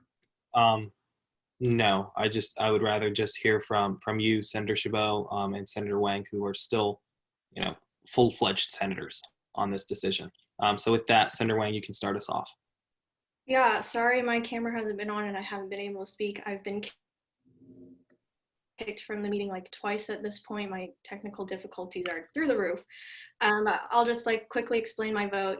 I did say that he did seem to be fair and impartial when he was representing in the case that was brought in the Supreme Court. We had full access to his application and his Qualtrics form. What I saw in that Qualtrics form just didn't satisfy me, I guess, because it just wasn't detailed at all. And then the answers that he gave, I wasn't really satisfied with those as well, because I felt he could have gone more in depth, and that's his job, being on the Supreme Court. So that's just kind of why I voted the way I did. Thank you, Senator. Did you have anything else? No? Okay. We can go to Senator Chabot, Vice Chair Chabot, and you can, answer your own point of information. Yeah, so very much like Senator Wang, I looked at the Qualtrics form and I saw that there was no elaboration in the answers. As a Supreme Court Justice, you have to have that ability and that capacity to elaborate on your decisions in full out detail. I also saw that reflected in the answers the candidate gave. Even when asked very detailed questions, the candidate did not give answers that satisfied the Judiciary Committee. And so we did not feel like he was the right person for the job. We did not feel like he would do a great job in this position. And when we're appointing Supreme Court justices, we're appointing them for multiple years, not just one year. So we wanted to make sure that the candidate was the right candidate, and no matter how many people are forwarded, we will keep going until we find the right person to fill that role. I believe also Senator Little is on the Judiciary Committee. Even though she voted the other way, she can still explain her vote. Thank you, Senator Chabot. Senator Little, you can go ahead and describe the situation. Yes, I'm also on the Judiciary Committee. I voted yes to forward the candidate. I was not present for the Culver case, and we didn't discuss it in Judiciary. I was satisfied with the candidate's answers, and I was confident in his abilities to remain impartial and fulfill his duties as an associate justice. So that is why I forwarded him. That's my answer. Thank you, Senator Little. So with that being said, we are still in the fourth round of pro with 1 minute and 51 seconds on the clock. Senator Chabot, did you still have a point or something, or no? Okay. So with that being said, are there any other senators wishing to say something in pro or con? In pro, but I see Senator Gonzalez with a point. Yes. Yeah, point of information. So if we were to go into Judiciary, do we have pro-con debates when it comes to interviews, or is it roundtable? Like, how is their procedure? So from my understanding, we would go, if this motion passes with a 2/3 vote to go into the Judiciary Committee, I would be entertaining a motion to either rescind the decision to fail the candidate or to reconsider the candidate as well. If depending on who makes the motion, it'll be one or the other. And so with that said, if they're reconsidering and it's somebody who voted no, it has to be one of the people who voted no to make the motion to reconsider, because like our parliamentarian said, it has to be someone on the prevailing side making the motion to reconsider. So we would go through that. No, were you asking a different question? Yeah. Okay. I was asking, like, let's say we debate the candidate again. Is it pro-con debate? Like, is it like IA where it's like technical non-debatable that we go to deliberation, or is it pro-con? Like, how does it work? I think it would be roundtable in a sense of like discussing the candidate, and then they would have like deliberations as well. And then if Chair Leckie, if I'm mistaken in anything, you can. Well, you could do either. Our rules allow you to move into roundtable or pro-con, depending on. Yeah. So we can do whatever is motioned by the Senate in that regard. So with that being said, we still have 1 minute and 51 seconds on the fourth round of pro in regards to the motion to entering the Judiciary Committee as a whole.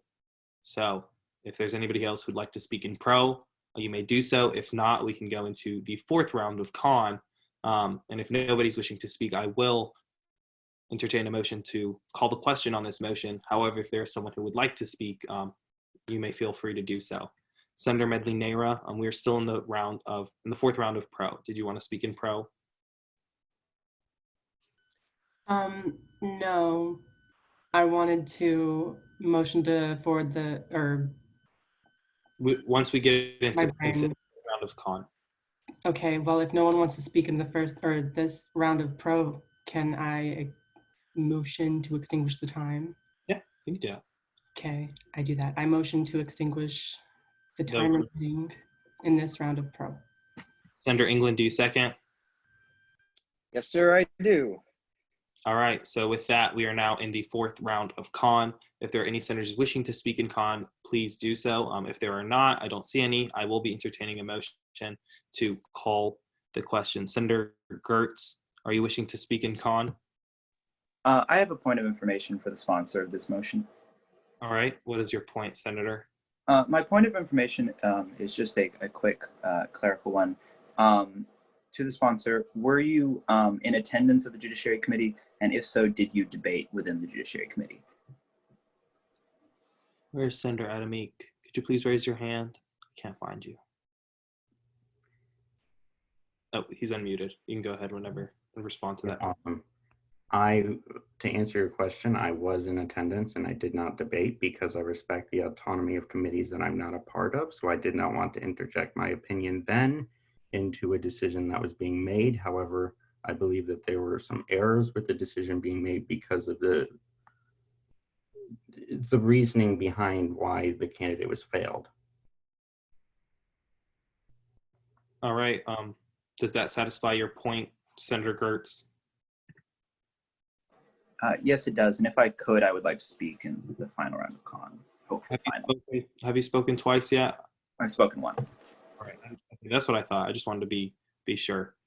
So with that, there's still 3 minutes. You can go ahead and speak in this round. Yeah. Sorry. First of all, I know everyone wants to move on, so I will try to keep this as brief as possible. But I think it is very telling as to the feelings of this committee and as to the feelings of this Senate that we have listened to why the Judiciary Committee voted the way they did. They've told you their opinion.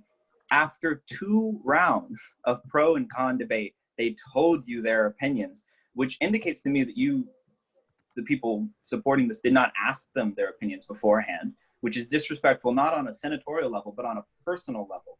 On a personal level, that is very disrespectful to move to overturn the decision of a committee without asking them for their reasoning.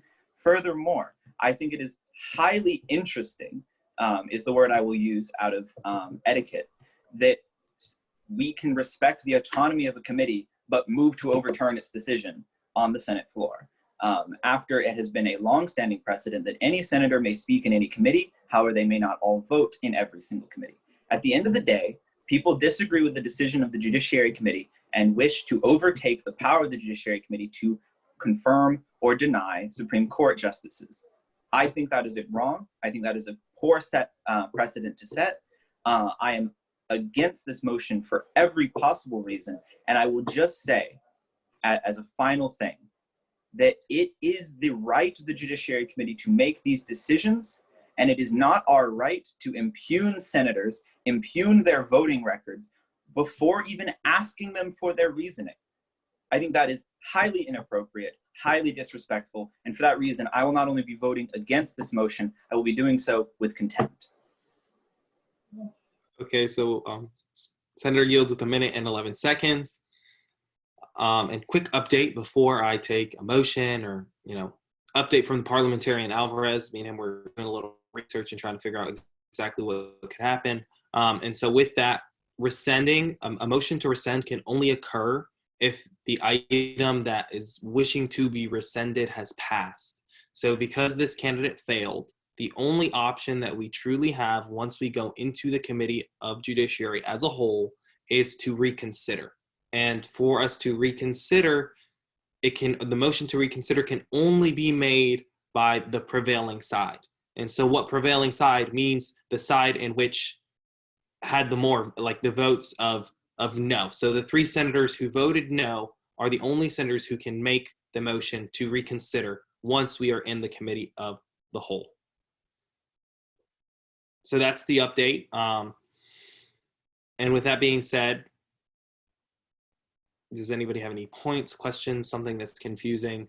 Just so we can clarify whatever we need to clarify before we move forward. Senator Mouget, you had a point. Hey, sorry, this is just kind of not regarding that, but I guess it's a point of parliamentary procedure. Like we're all passionate individuals, but I think when we were in face-to-face Senate, like we were never clapping or snapping, like when people were speaking pro and con, just because of the professionalism of it, and also like the gestures and the eye rolling when people are talking. I find it's very distracting when you're speaking, and like I just wish we could like respect each other when you guys are debating, because that's what Senate's all about. I love a good debate, but just like the gestures and the eye rolling, and I just kind of find I think we should keep it professional on that end. Thank you. Thank you, Senator Mouget. Just to echo the senator's sentiments, senators, please refrain from unprofessionalism, because that's not appropriate in any capacity in our positions. We're all elected and here to represent students, and not represent, pettiness, to say the least. But with that being said, are there any questions, concerns about how we're going to be moving forward? If there's any other senators who would wish to speak in con, with the 1:11 that are left, they may do so. If not, I will be entertaining a motion to vote on the motion to go into the committee as a whole. Does Brendan, you have a point? Yeah, I just have understanding the new rules. I have a point of information for those in the Judiciary Committee on the prevailing side. Are any of you willing to make a motion to reconsider so that we do not move into the committee and then find that we can do nothing? So I would just, yeah, I'll allow Senator Leveau and Senator Wang to both respond, because they're the only 2 senators who have that authority at this time. I apologize for the noisy background, but no, I will not motion to reconsider. I also will not. All right. So with that, I'll be entertaining a motion to vote on the motion to go into judiciary as a whole. And again, that motion to be passed needs a 2/3 vote so that we can go into that committee. It's a lot. That was long words. But with that being said, Senator Rihanna. I move to call the question. All right, Senator Randall. Senator Randall, do you second? So seconded. All right, so with that being said, are there any objections to the calling of the question on the motion to go to judiciary as a whole? Seeing none, we are now in line to vote, senators. However, the sponsor who made the motion originally, Senator Adam Meek, you have 3 minutes and 48 seconds on the clock for your closing statement whenever you're ready. Do I have to unmute you? I apologize. Thank you, Mr. President. I just want to end by saying I do respect the committees, and that's why, again, I show up to the committees and I try not to input my opinion because I respect their autonomy. But I will also say that there's a reason this provision exists, right? I didn't make it up. It's in our rules to be utilized for situations just like this one. Also, I will address the fact that there was a lot of use of the phrase "I don't know" in committee, but there were never any additional questions asked. If you had issues with his answers, ask more questions. You know, that's what he's there for. And I'm sure he would have been happy to answer more questions. And I'm sure as a law student, he'd also be happy to provide a writing sample if his answers weren't long enough for you. But I mean, not to mention the fact that the candidate was initially interviewed by the Student Bar Association, which must have believed him qualified enough since his application was forwarded to the Senate. And then I guess just one more thing in regards to the conflict of interest. If you want to talk about conflict of interest, talk about a senator voting on a candidate who clearly indicated a personal bias against a case they took. That's why I brought this up in the first place, because that was mentioned in committee. And even though the minutes don't show it, that was mentioned in committee. And I'm sure there are several senators who would be willing to testify to that. So the candidate shouldn't be punished or denied due process because of his relationship to me or my relationship to him. I just want to see due process prevail. And in regards to the motion to reconsider, the rule can always be waived if we really want to see justice prevail. And I'll go ahead and yield.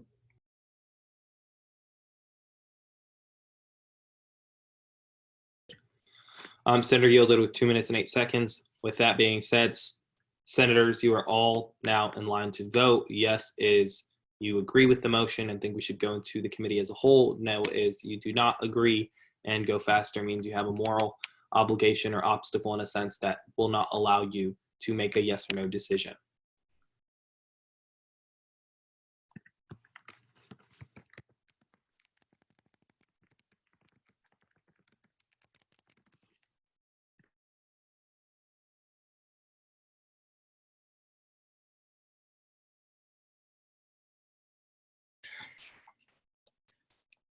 All right.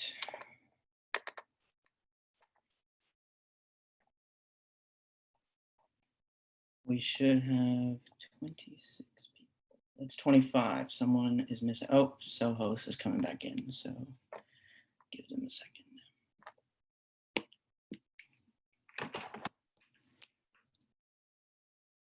I'm going to take a picture of this one rather than writing it all down.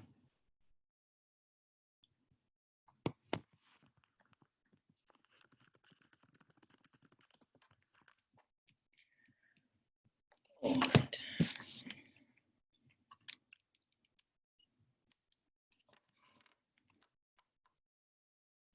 Oops.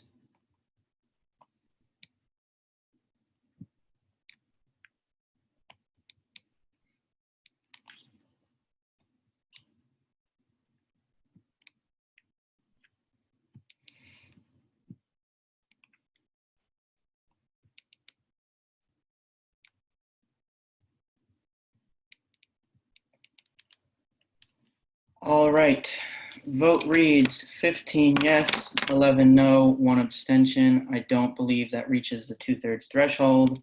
Let me just do the calculations, but I'm pretty sure that's correct.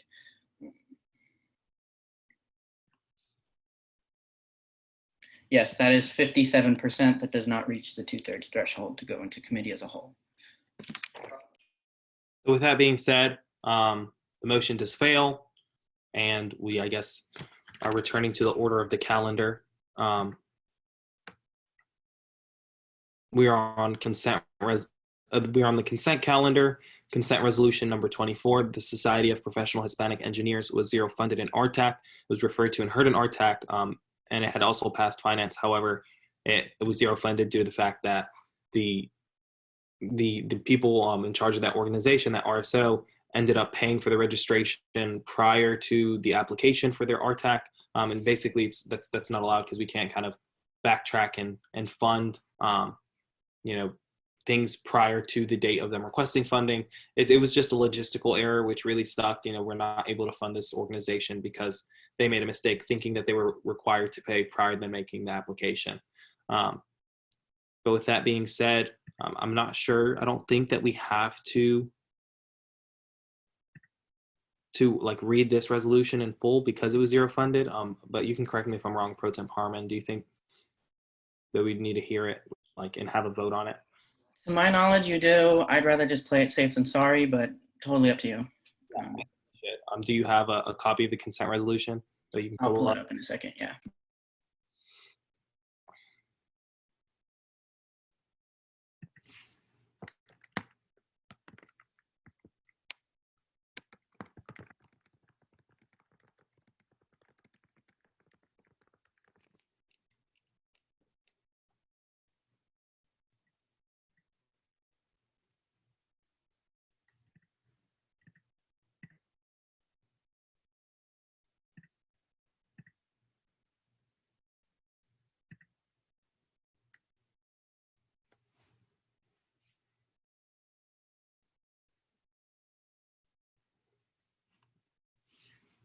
Thank you, Pro Tem Parma.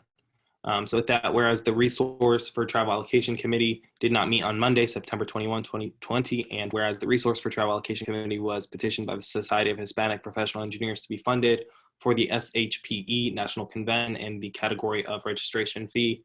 And group SHPE was planning to travel on October 26th to October 31st. I believe it was a virtual convention. There was 16 travelers. The expense was $0, reimbursement $0, and registration fee $0 for a total of $0 and a total of the consent resolution for $0. So with that being said, is there a motion to accept consent resolution 1?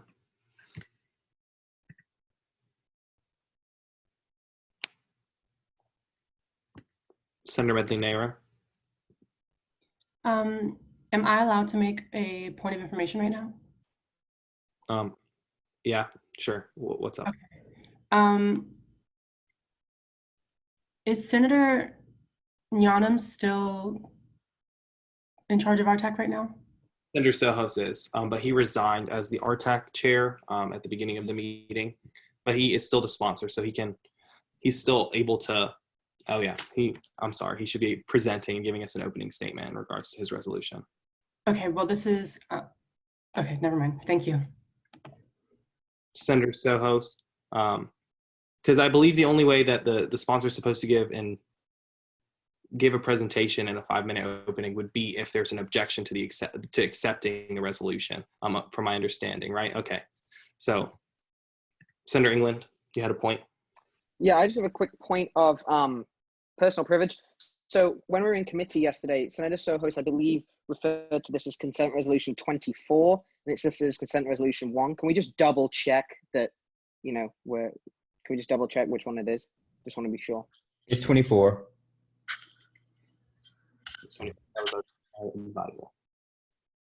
All right. So with that being said, I'm still entertaining a motion to accept consent resolution 24. Senator Little. So moved. Senator Medley-Neyra.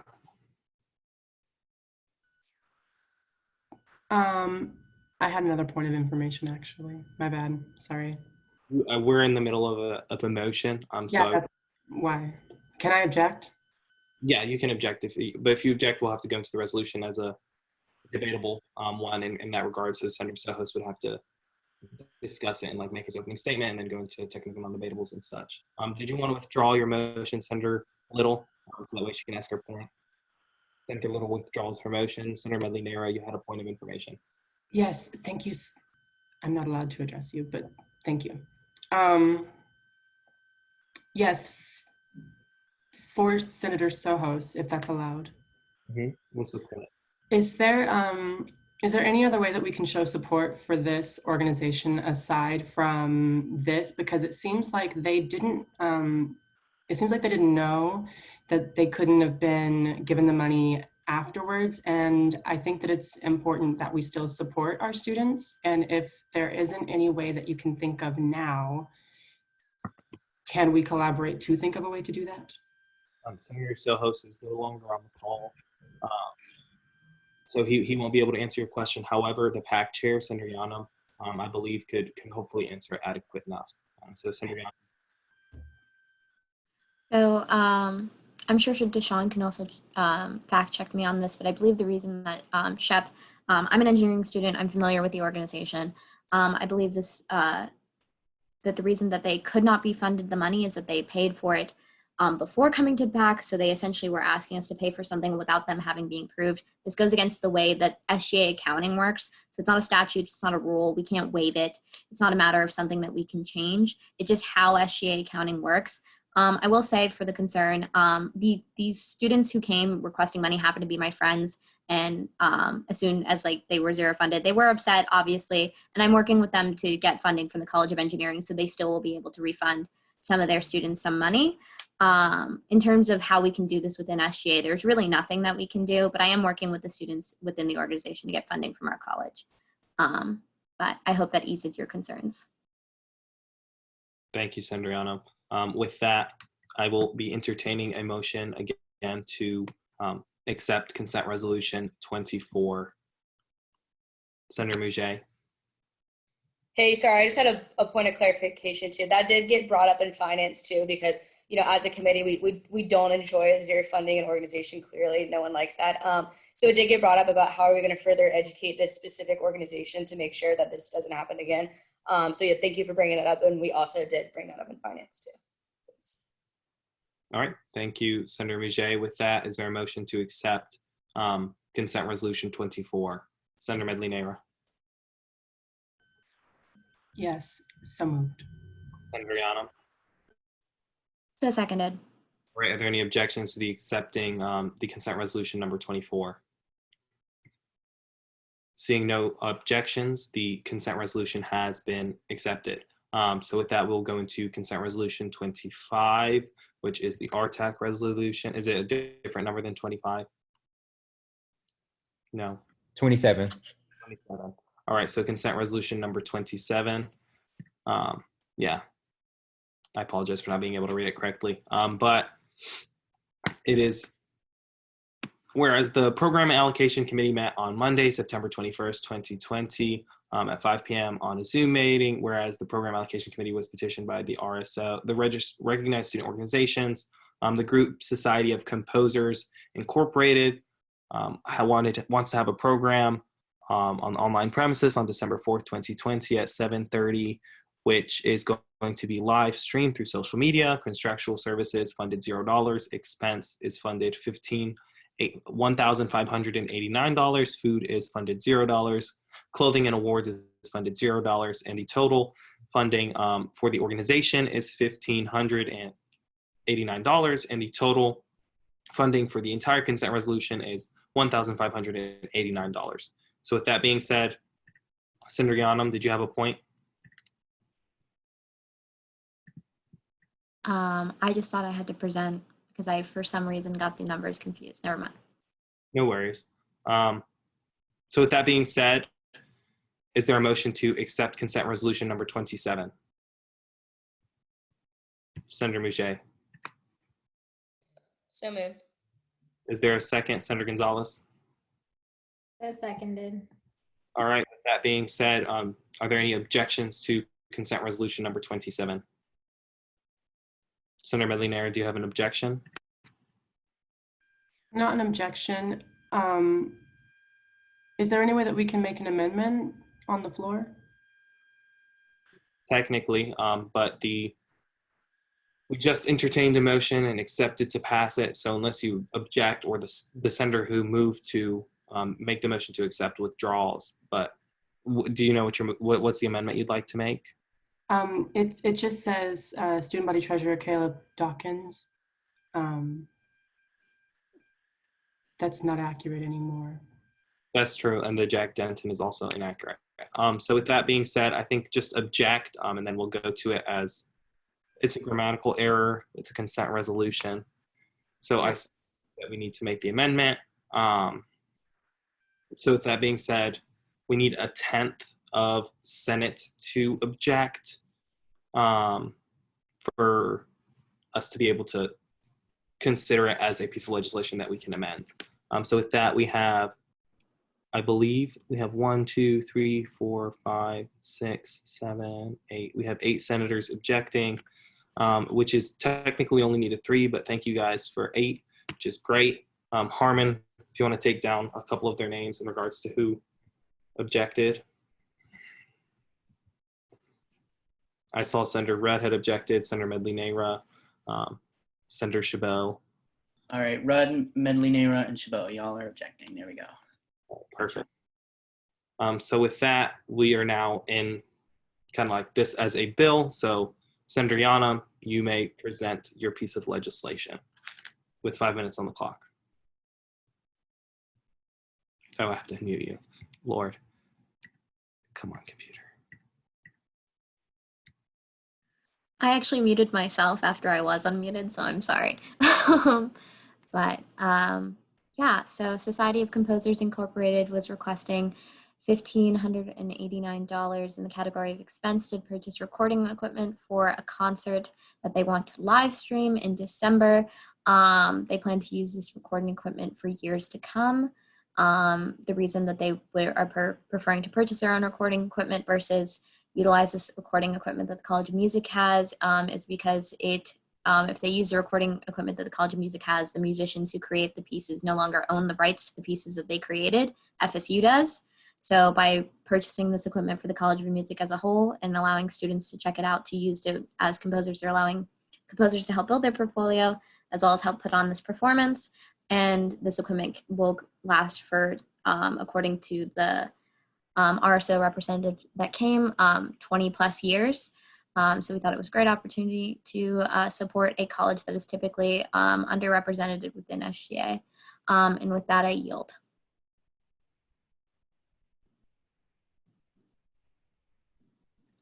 Three minutes and 57 seconds on the clock is what the senator yielded.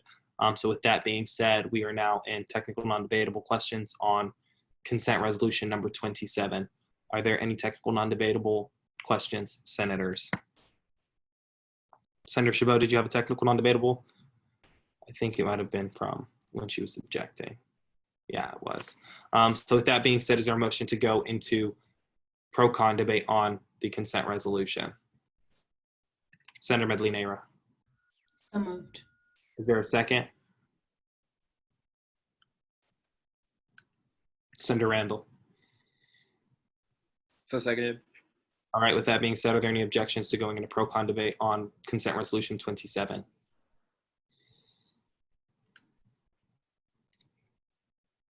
Seeing none, we are now in the first round of pro with 3 minutes on the clock. However, if any senators would like to make amendments, this is the time to do so. It would be in the rounds of pro or the rounds of con. So if any senator wants to make an amendment or speak in pro, there's 3 minutes on the clock. Senator Medley Nera. Yes, I want to make that amendment I brought up earlier. So I motion to amend the resolution. Oh, I kept something. You said you want to make an amendment, Senator Medley Nera. Yes. And what was the amendment? I want to change the name of Jack Denton to Ahmad Daraldeek. So just you. And then also, do I need a separate motion? Okay. One, you can do it.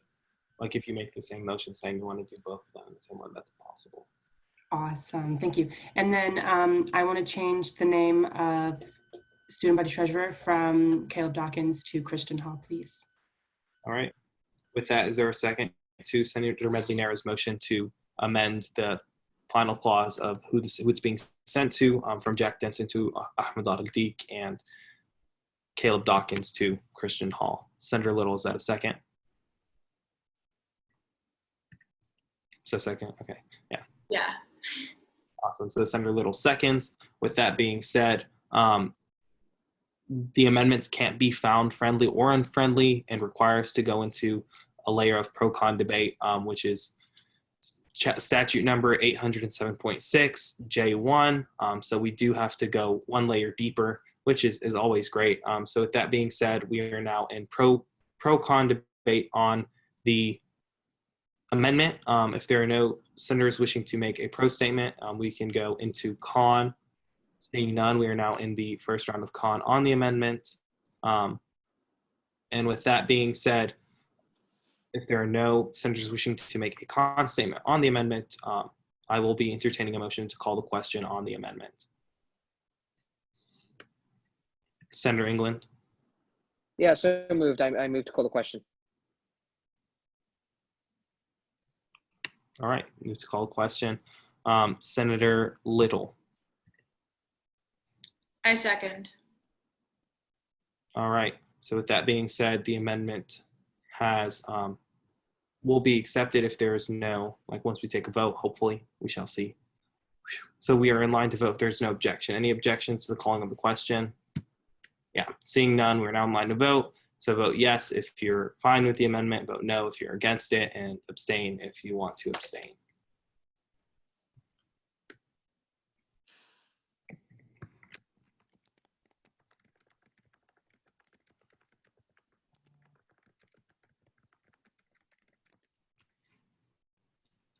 All right, keep voting.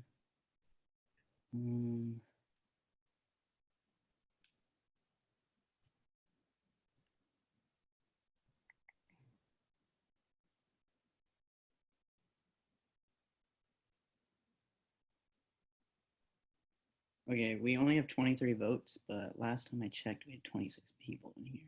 Some people have left. Yes, Stinson is not here. Does that mean we need to do a quorum call? No, because, oh, there we go. We got 24. 24 is still quorum. That's fine. But I found the person that's not here. Okay, awesome. 23 yes, 0 no, 1 abstention. The amendment is adopted.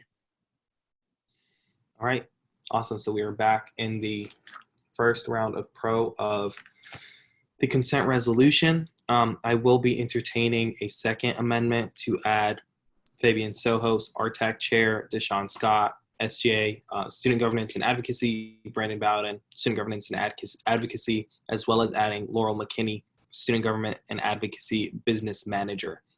So I will entertain a motion to add those 4 individuals at the bottom of the consent resolution. Senator Little. Yeah, I move to amend the resolution as you said it. Awesome. So with that being said, Senator Medley-Nera, do you second? So seconded. All right. With that being said, are there, we have to go into the pro-con debate as well on this amendment. So we are in the first round of pro on Amendment 2, which is adding these 4 separate names with their positions. And are there any senators wishing to speak in the first round of pro on the amendment? Seeing none, we are now in the first round of con. Are there any senators wishing to speak in the first round of con on the amendment? Seeing none, we are now in line to entertain a motion to accept the amendment, to call the question on the amendment. Is there a senator wishing to make that motion? Senator England. So moved. Senator Medley-Nera.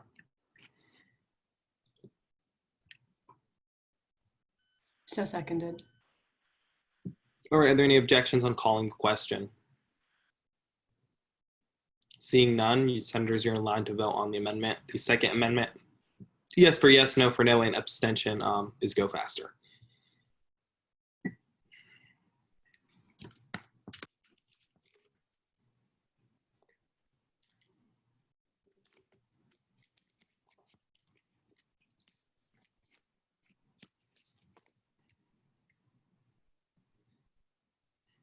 Senator Rossi, Senator Gertz, please vote. After that, you both will be okay.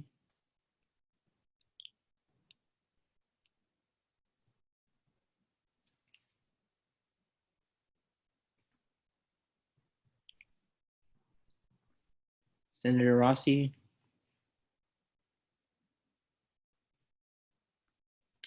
All right, Rossi, I'm going to put as a no vote currently.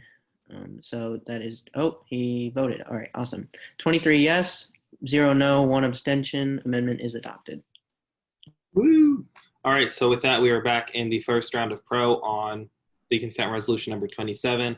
If there are no senators wishing to speak, we'll move into the first round of con. Are there any senators? Seeing none, we're in the first round of con on the consent resolution 27. Are there any senators wishing to speak in con? Seeing none, I'll entertain a motion to call the question on the consent resolution. And a reminder, this consent resolution needs a 2/3 vote to pass. Senator Medley-Nera. I motion to call the question. Senator Soto. So seconded. All right, with that, are there any objections to the calling of the question on the, oh, could we motion to pass by unanimous consent? Actually, I apologize for asking for the incorrect motion. Senator Medley-Nara, could you withdraw your motion? Yes, I withdraw my motion. And do you motion to pass by unanimous consent? No? No, are we supposed to? Can I motion? You gotta. Okay. I was just confused. The parliamentarian said that we had to motion by unanimous consent, but we can just call the question just to be safe. So with that, we'll go back to, we're just going to go back to the calling of the question. Senator Medley-Nara, do you motion to call the question? I motion to call the question. All right. Thank you. Is there a second? Senator Soto. So seconded. All right. I apologize for the confusion. Is there any objections? Seeing none, senators, you are in line to vote. Yes for yes, no for no, and go faster for abstention.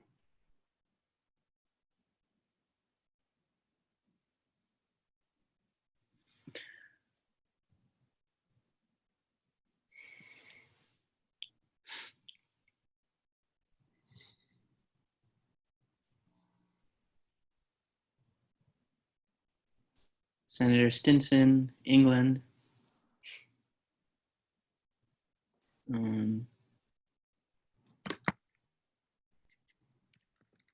All right. Consent resolution 27. The vote reads 23 yes, 0 no, 0 abstention. Consent resolution 27 is passed. Congratulations, sponsor. Woo. All right. So with that, before we go into first reading, I know Senator Medley-Nara, you had a point. Did you have a point you wish to make? Out of respect for everyone's time, I will move that to the end. All right. No worries. So with that being said, before we do move forward into the bills for first reading, I did want to say that I would like to adjourn the meeting at 10:30 p.m. if possible, but we can see how the Senate is feeling. But personally, I would like to adjourn at a reasonable time because I know I have an essay due at midnight, but I don't know if anybody else does. So with that said, we will move forward. Bills on first reading is Bill 87, sponsored by Senator Ryan. It's amending student body statutes, chapter 800.2.4, 802.4 with regarding to public advertisement of events. It was referred to finance and judiciary, currently tabled in finance, and then it passed in finance on 9/21. Bill 92 is sponsored by Senator Alvarez. Senator Adamic, did you have a point? Yeah, I wanted to say it didn't pass in finance. I was going to say, I thought that was odd. Yeah, it's still tabled. Okay, perfect. And then I did want to ask Chair Adamic, did you need it to have a caretaker sponsor added to it? Actually, I was gonna ask you if we could do that in committee. I think we should do it in committee since it's already assigned to committee. Yeah, you have that authority as the chair, especially when you're in committee. That would be fine, just because I know Senator Ryan has resigned. I appreciate it. So with that, we are on Bill 92, which I believe passed. No, it didn't. All right. So Bill 92 is sponsored by Senator J. Alvarez, Chavez Garcia, amending student body statutes, chapter 304.3, with regards to the candidate screening process, referred to judiciary, then the OC committee, then rules. And it passed and amended in judiciary on 7/13. It was tabled in the oversight committee on 7/14 and 9/8, and it was passed and amended in the oversight committee on 9/15.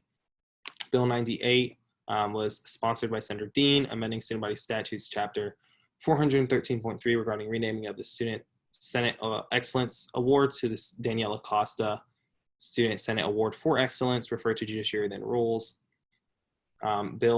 Bills on second reading, Bill 39, sponsored by Senator Sohos and Leckie, amending student body statutes, chapter 807.6K regarding funding board budgets in the fall, referred to finance and judiciary on 2/19, tabled in finance for quite a while. Then it passed in finance on 9/14 and passed in judiciary on 9/22.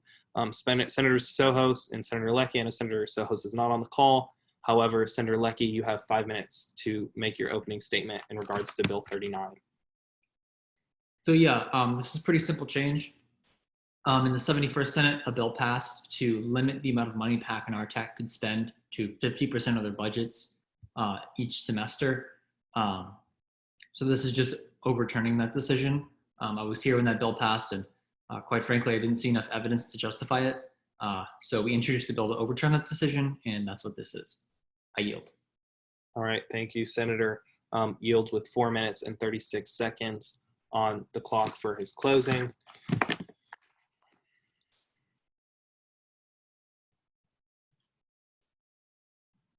All right, we're in technical non-debatable questions. Do any senators have any technical non-debatable questions for sponsor Leckie? Seeing none, is there a motion to go into pro-con debate on Bill 39? Senator Mouget. So moved. Senator Emma Bella-Red. So seconded. All right, with that being said, are there any objections to going to pro-con debate? Seeing none, we're now in the first round of pro. With 3 minutes on the clock, if any senators would like to speak in pro, you may do so. Senator Mouget, would you like to speak in pro? Yes. Right. Hey guys, I was actually in Senate in finance when this passed for the first time. I was a young senator then. It didn't really sit well with me back then, but I listened to my fellow committee. But still to this day, I'm really glad you guys brought this amendment back up, this legislation. So fiscally, this amendment originally didn't make any sense to me. I'm glad others agree, so I definitely think this should be passed tonight. Thank you. Thank you. Senator Mouget yields with 2 minutes and 37 seconds on the clock for the first round of pro. Any other senators wishing to speak in pro on Bill 39?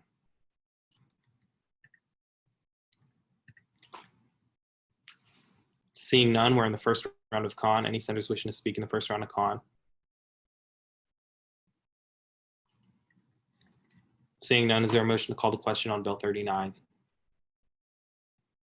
Senator Medley-Neyra. I motion to call the question on Bill 39. Is there a second? Senator Randall.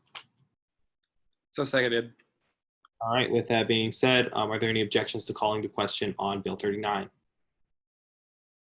Seeing none, the question has been called. Sponsor, you have 4 minutes and 36 seconds for your closing whenever you're ready. Oh, I have to unmute you. That job is so forgetful. There we go. I waive. All right, sponsor waived his time. With that being said, senators, you're in line to vote. Yes for yes, no for no, and go faster for abstention.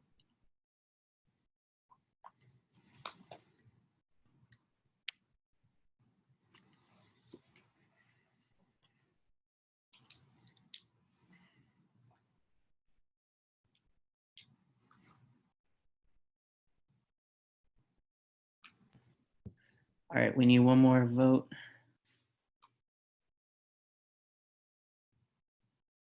Somebody's missing.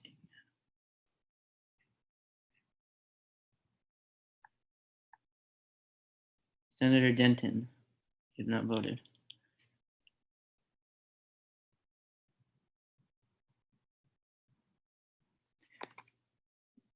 Senator Denton. All right, Denton is no vote for right now.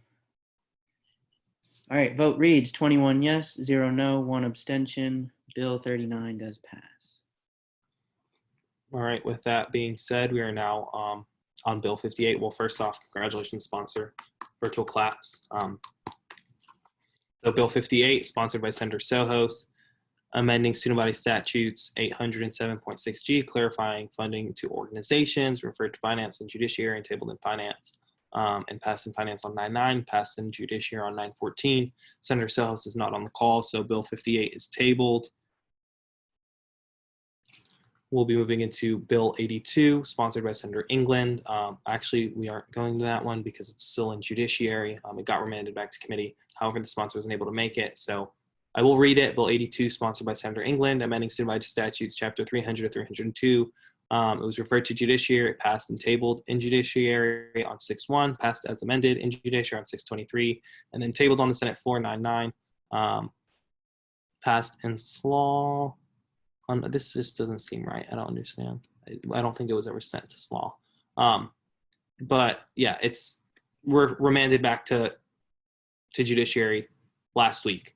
So with that being said, we'll go into Bill 86, sponsored by Senator Dodson, Stinson, and Adams, amending student body statutes, Chapter 100.5 to add deputy treasurer and members of the executive office to the list of major positions, referred to Judiciary.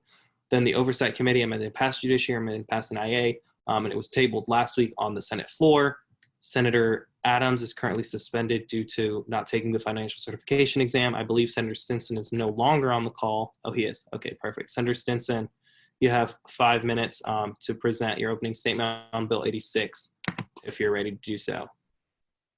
Could I actually table that? Yeah, no worries. Is there a second to Senator Stinson's motion to table Bill 86? Senator England? Seconded.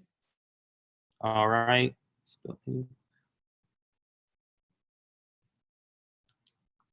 Are there any objections to the tabling of Bill 86? Seeing none, we are on Bill 95, sponsored by Senator Murcia, amending student body statutes, Chapter 200, and 3.6 regarding publishing of minutes for all meetings, referred to SLAW, Judiciary, then Rules. Table in SLAW 7.7, amended and passed in SLAW 7.10, passed in Judiciary 7.13, and passed in Rules on 7.15. And it's on the floor. However, Senator Murcia is also one of the senators who is currently suspended for not taking the financial certification exam. Therefore, Bill 95 is tabled until further notice and until these senators are able to be unsuspended once they receive their passing email.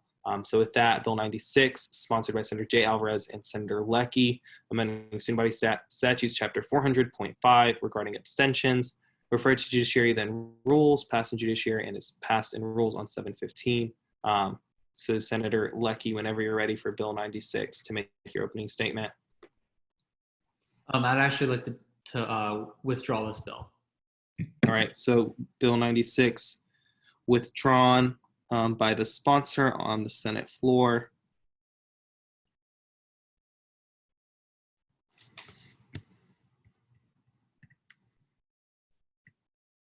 All right, all the other,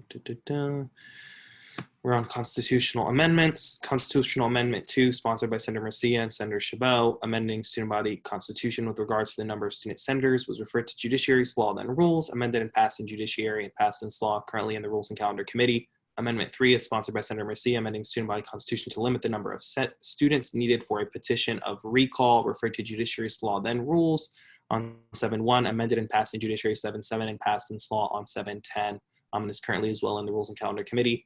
Amendment 5, sponsored by Senator Murcia, to make the student body president and vice president run separately, referred to Judiciary, SLAW, then Rules. Amendment 6, also sponsored by Senator Murcia, was editing student body constitution with regards to the student body treasurer, referred to Judiciary, SLAW, then Rules on 9/16. Amendment 7 was actually withdrawn by the sponsor while they were in the Rules and Calendar Committee, which is quite interesting, but that one was withdrawn by the sponsor. Amendment 7 is withdrawn. Yeah.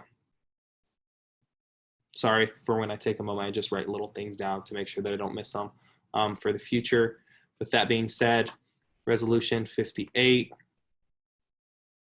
sponsored by Senator Murcia, amending Student Rules of Procedure 13.8 regarding senator absences, referred to Rules 7.1, and was actually tabled in Rules on 9/23, which was today.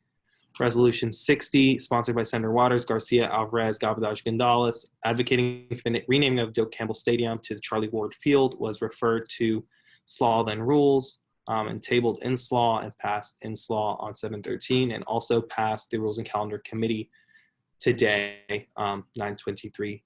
Chair Gonzalez. Yeah, I move to table this resolution. All right, is there a second to the tabling of Resolution 60? Senator Medley Neyra. So seconded. All right, are there any objections to the tabling of Resolution 60? Seeing no objection, we're on Resolution 61, sponsored by Senator Garcia, Waters, Alvarez, Gabaraj, Gonzalez, Medlinera, and Palacio, advocating for the renaming of the Swanee Room to the Ava Killing Swanee Room, referred to SLAW, then Rules 7.1, tabled in SLAW 7.7, amended and passed in SLAW on 7.13, and passed by acclamation and rules and calendar on 9/23. Senator Gertz, did you have a point? Oh, yeah, I was just trying, I have a resolution to place on first reading, but if you want, we can do that in a moment. Okay. So with that being said, Senator Gonzalez, you have 5 minutes for your opening on Resolution 61, whenever you're ready. Yes, thank you, President Darrell-Deek. So this is a very kind of lightning resolution. We had a lot of fun working on it, and it basically just pays homage and honor to Eva Killings and everything that she's contributed to the university. This is basically just adding Eva Killings to Swanee Room to rename it to the Eva Killings Swanee Room. She has been recognized by Forbes, like the actual Forbes, for everything that she's contributed to FSU. And she's also been recognized by a lot of local magazines and things like that. And she's just a very, very soft part and just an amazing part of FSU. And we kind of really want to honor that and thank her for everything that she does for us and kind of give back a little bit. So yeah, this is passed, I'm pretty sure unanimously or like by acclamation in both committees. So I hope we do that today, but with that I yield. All right, thank you, Senator Gonzalez. With that, we are now in technical non-debatable questions, and Senator yielded 4 minutes for her closing statement. But with that, we are in technical non-debatable questions. Senators, do you have any technical non-debatable questions in regards to Resolution 61?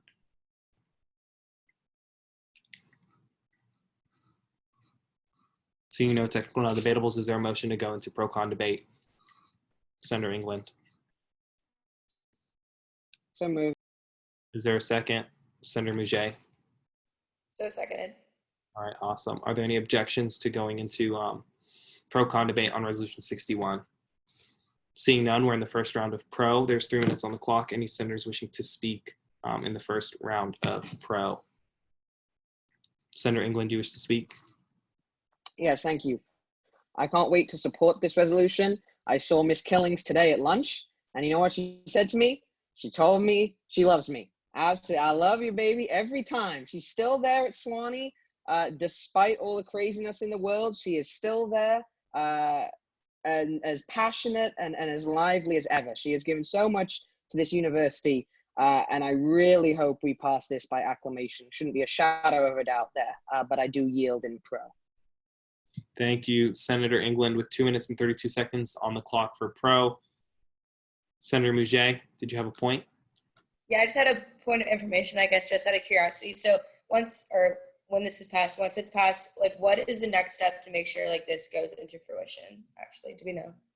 Senator Gonzalez, the point is directed towards you. So I believe, I mean, I guess DSA has something to do with it, so I guess you'd have to rope them in. I'm not sure the specifics, but I feel like we have the support. We just have to see. I'm not sure, though. All right, with that being said, are there any other senators wishing to speak in pro? Senator Medlinera? I'm not going to speak in pro just because my name is on the resolution, but I don't know if you guys saw Dr. Bowden come on camera and do this. So Ashley, I assume you were correct. I'm so sorry. My bad. No worries. Thank you, Senator Medlinera, for your point of clarification. With that, Senator Gertz, did you want to speak in pro? Yeah, I just wanted to remind everyone, because we are in the fall semester, that when you go home for Thanksgiving, to always be thankful that we live in a world with people like Miss Killings, who is a wonderful person. And I would just say that I believe that this is very important, not just because Miss Killings is a wonderful, beautiful person, but because Miss Killings has, if I remember correctly, in the past not been treated as such at this university from time to time, and deserves all the recognition and love she gets because she had to fight for it. And also because Miss Killings is a wonderful example of how Black excellence helped build this university and continues to support this university. So I would just like to give a shout out to her there as well, and thank her very much for everything she's given me and all the joy she's given me. I would say a hug from Ms. Killings, only slightly less impactful than the University Counseling Center. With that, Senator yields 1 minute and 34 seconds on the clock. Senator Bateman. Yes, I just wanted to say that, I look at our upcoming business, and when I was telling friends of mine and people I come in contact with about this resolution, I haven't met a single person who was not ecstatic and excited and couldn't wait to see her name up on that door one day. So all I say is the support is out there, and I hope we get this done in a timely manner and the university comes right along with us. I yield. Thank you, Senator Bateman. Yielding with 1 minute and 8 seconds on the clock in the first round of pro. Any other senators wishing to speak in the first round of pro? Seeing none, we're in the first round of con. Hopefully no senators would like to speak in the first round of con. If they do, you're free to do so. But if there isn't any, I will be entertaining a motion to accept by acclamation. Senator Leckey. I move to pass by acclamation. Senator England. So seconded. All right, with that being said, are there any objections? Fantastic. Resolution 61 has been accepted by acclamation. Congratulations, senators and Senator Gonzalez. And thank you guys for the hard work. With that, we will be continuing on with the business on our calendar. Resolution 65, sponsored by Senator Jay Alvarez, Leckey, Murcia, Chabot, Yanam, Hanks, and Wang, encouraging the university administration to expand the means in which student bodies educate regarding indigenous nations and reaching out to other nations that use the Seminole name as referred to SLAW than rules. I believe it is still in SLAW. With that, sponsored by Resolution 69, sponsored by Senator Wang, Bogle, Yanam, and Hinks, amending Student Senate Rules of Procedure 512 regarding ad hoc committees, referred to rules on 9.2 and was tabled in rules on 9.23. Resolution 70, sponsored by Senator Rudd, Stinson, Adams, Chabot, Wang, Waters, urging the renaming of BK Robert Hall and SGA advocacy to do so, was referred to the RIJ ad hoc, then SLAW, then rules on 9.2, and passed in the RIJ on 9.11, passed in SLAW on 9.14, and passed the Rules and Calendar Committee on 9.23. So with that being said, sponsor for Resolution 70, if you are present and would like to make your opening statement, you have 5 minutes whenever you're ready. Good evening, everyone. I just want to see, can you also unmute Senator Stinson as well? He's unmuted. Okay, thank you. Well, I'm requesting it for him to unmute himself, but. Okay, perfect. Well, good evening, Senate. I hope you all are staying healthy and well. Tonight we're here to talk to you about a very important and passionate resolution to me and also Senator Stinson and many students on our campus and university.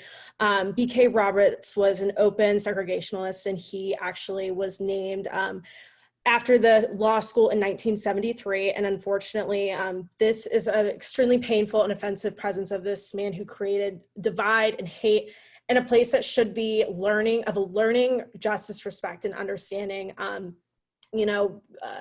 and openly FSU have been fighting for this for a very long time, because unfortunately, because it was named by the state legislature, we cannot, as FSU administration, rename this hall. Last year at FSU Day at the Capitol, we as lobbyists, I fortunately had the opportunity to go and advocate on this issue, openly talk to some legislators that disagreed with this. And as a student at this university who also aspires to go to law school, and other students that want to go to FSU Law are openly disgusted and don't even want to come here because we are priding a man who obviously created space where there should just be learning and excitement. President Thrasher and the naming committee have openly said this defies the university's values and the rule of law, and that's outlined in this resolution. We need legislative action now by our state government and by the SGA Senate uniting in this way. We send a message to our state government. You obviously will see in the resolution the people we are sending it to, and that is going to send a clear message of what we want. We are paying to be here. We are excited to be here, so we should continue that. Yeah, I just want to continue off of what Isabel said. I think that the law school, it should have like a standard, and it holds a certain value to it that is not upheld by BK Roberts. And this is evidenced in multiple occasions where he blocked Virgil Hawkins from University of Florida Law School.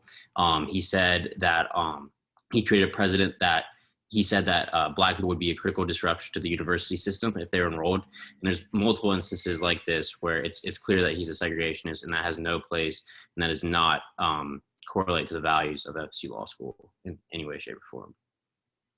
And with that, I yield. With that, the sponsors yielded with 2 minutes and 37 seconds to their closing statements. We're now in technical non-debatable questions for the sponsors. Are there any technical non-debatable questions, senators, at this time? Senator Randall. I have just a quick question for the sponsor. Is this on OGA's agenda to go ahead and lobby for this next session? So as of last year, it was on the legislative agenda, and I believe the legislative agenda for the 2020 and 2021 upcoming year is still in formation, but this resolution also speaks upon adding that to their legislative agenda. So we do cover that, yes. All right, with that, are there any further technical non-debatable questions? If not, I'll be entertaining a motion to go into pro-con debate. Senator Medley-Nera. Am I allowed to motion to pass by acclamation? In the first round of con. Thank you. Senator Gonzalez. I move to enter pro-con debate. Is there a second, Senator Little? I second.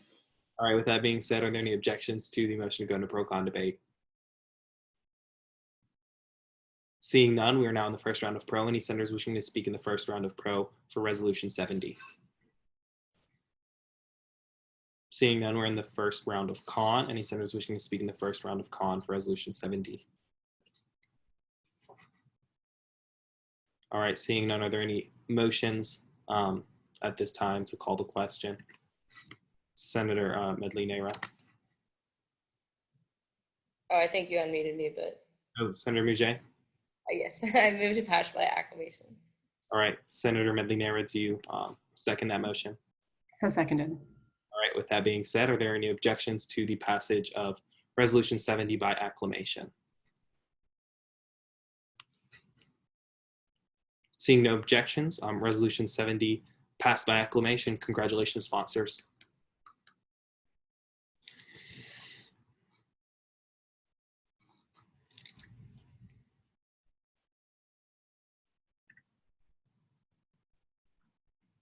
Resolution 75, sponsored by Chabot and Leckie. That one actually failed last week, I believe. Resolution 78, sponsored by Sohos, Rule 1.8 and Rule 1.9, as currently written, inhibit the Student Senate and Senate President Pro Tempore from addressing Senate in their defense, other than during short rounds of pro-con debate, referred to Rules 9.2, tabled in Rules 9.9, and was withdrawn by the sponsor today in committee, I believe. Is that correct, Pro Temp Harmon?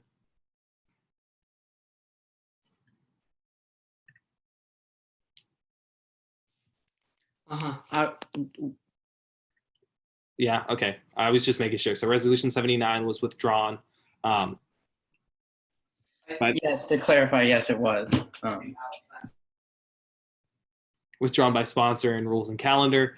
So with that, and it was actually Resolution 78. Sorry, I was saying 79.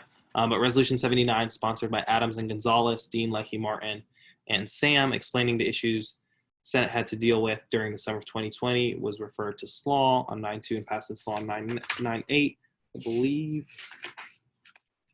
Resolution. Yeah, that resolution passed last week by unanimous consent. So Resolution 81, sponsored by Adamique and Sohos, honoring the commitment and service of Dean Laughlin, who passed away last school year, referred to Rules on 9/16 and passed in the Rules and Calendar Committee. It passed in Rules and Calendar today at 9:23, and that is Resolution 81. Senator Adamique, are you available for your 5-minute opening statement whenever you're ready? Yeah, I actually have a point before that. Yeah. So it's actually a point of parliamentary procedure that was just brought to my attention. Okay. So Senate Rule 10.10 says that in regards to confirmations, all nominees to student government offices require Senate confirmation shall have their completed applications forwarded to the appropriate Senate committee for consideration.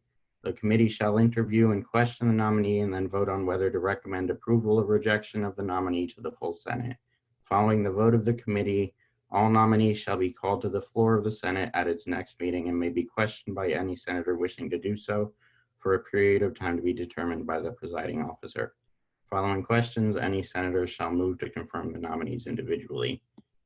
So I bring that up because reading that rule, I don't think candidates can be failed in committee.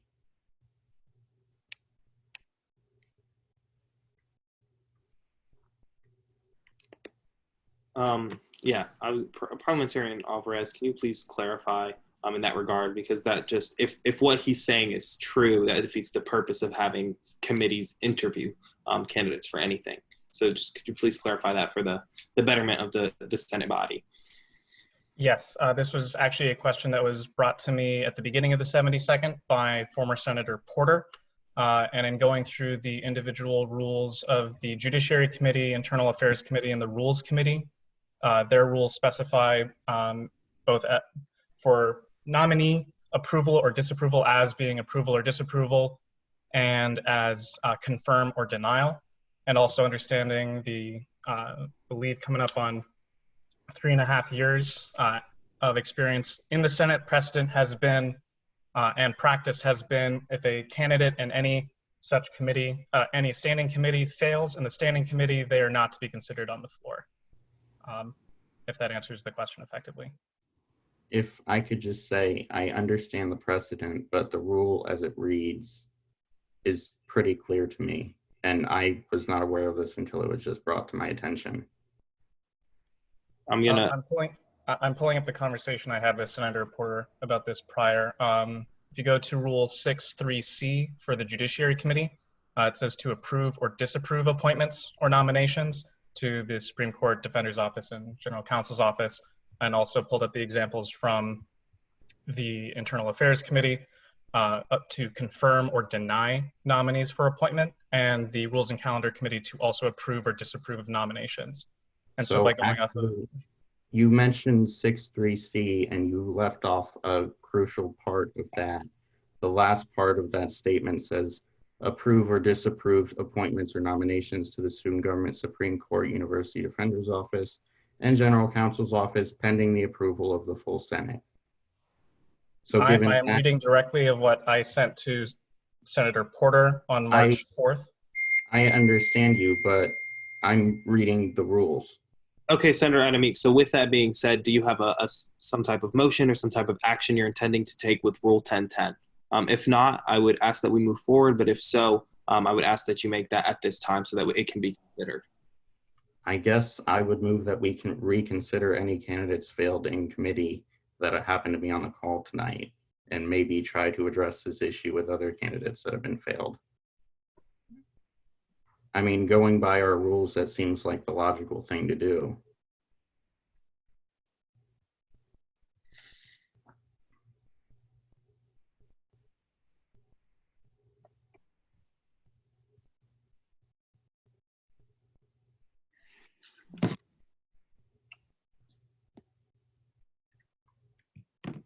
Senator England, did you have a point?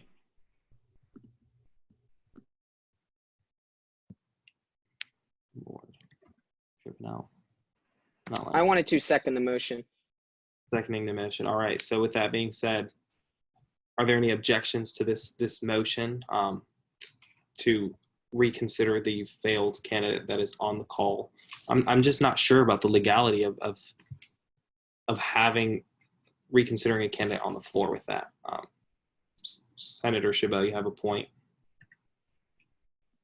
Yeah, I would be hesitant to do this considering for as long as I've been in Senate, if a candidate fails in committee, they are not heard on the floor. That would be setting an unfair precedent, not only to the candidates that were failed in IA this week, But the candidates that have been failed in every committee thus far, I don't know how long this precedent has been set, but I think that's unfair to the rest of the people who have been failed in committee and haven't had the opportunity to defend themselves on the floor. Senator Gonzalez, you had a point as well. Yeah, point of information. Oh, wait. Yeah, point of information. Chair Adamy, can you restate the entirety of what you were talking about, please? Yeah, so it's Rule 10.10. So it says that the committee shall interview and question the nominee, and this is any nominee for confirmation, and then vote on whether to recommend approval or rejection of the nominee to the full Senate. Following the vote of the committee, all nominees shall be called to the floor of the Senate at its next meeting and may be questioned by any senator wishing to do so for a period of time to be determined by the presiding officer. Following questions, any senator shall move to confirm the nominees individually. And to address the past precedent, I mean, I'm at fault as much as really anyone else here because I was not aware of this rule, but just because we have precedent that goes against the rule doesn't mean we can ignore the rule. I didn't put it in there.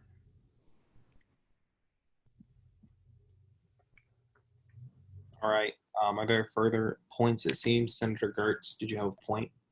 Understanding the long-standing precedent of the Senate, I move to waive Rule 10.10 due to the fact that the precedent and actions of the Senate for years have been to understand the appointment and confirmation of the committees as being just, and due to the fact that the current reading of this rule makes the entirety of the Oversight Committee and the Judiciary Committee's opinion on the Student Supreme Court mute.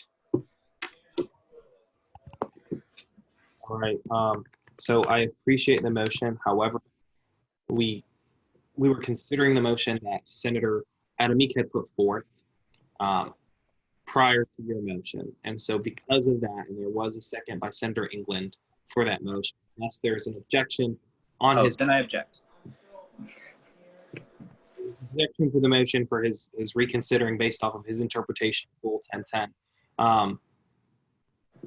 And so with that, I would believe that this is like a non-debatable motion in regards to it being a specific rule. It's not like a piece of legislation. And the motion was to— could you restate your motion, Senator Adamick? Because I'm honestly confused about it. Yeah, so I guess my motion is to follow the rule and have the full Senate consider any candidates who may have been failed in committee who are on the call now. And as to other candidates who were failed, I guess we'll have to get in touch with them at a later date, but that's not part of the motion. Parliamentarian Alvarez, can you please help me understand in regards to this motion specifically, if it can actually be made in the way that it was made, just because I'm unclear on. First, understanding that we're still in resolutions on the calendar, there would have to be a motion to unlock the calendar to go into confirmations. And then while during confirmations, the senator could propose a motion to, let me make sure I'm phrasing it correctly. They could raise a point of order to enforce the specific language of a specific rule, and then move from there. But currently, while in resolutions on the calendar, there would need to be a motion to unlock the calendar and move from there. And if there's a motion to waive that rule, could that motion be heard in this time, or we have to go to confirmation for any of these motions? One moment. Very unprecedented territory, guys.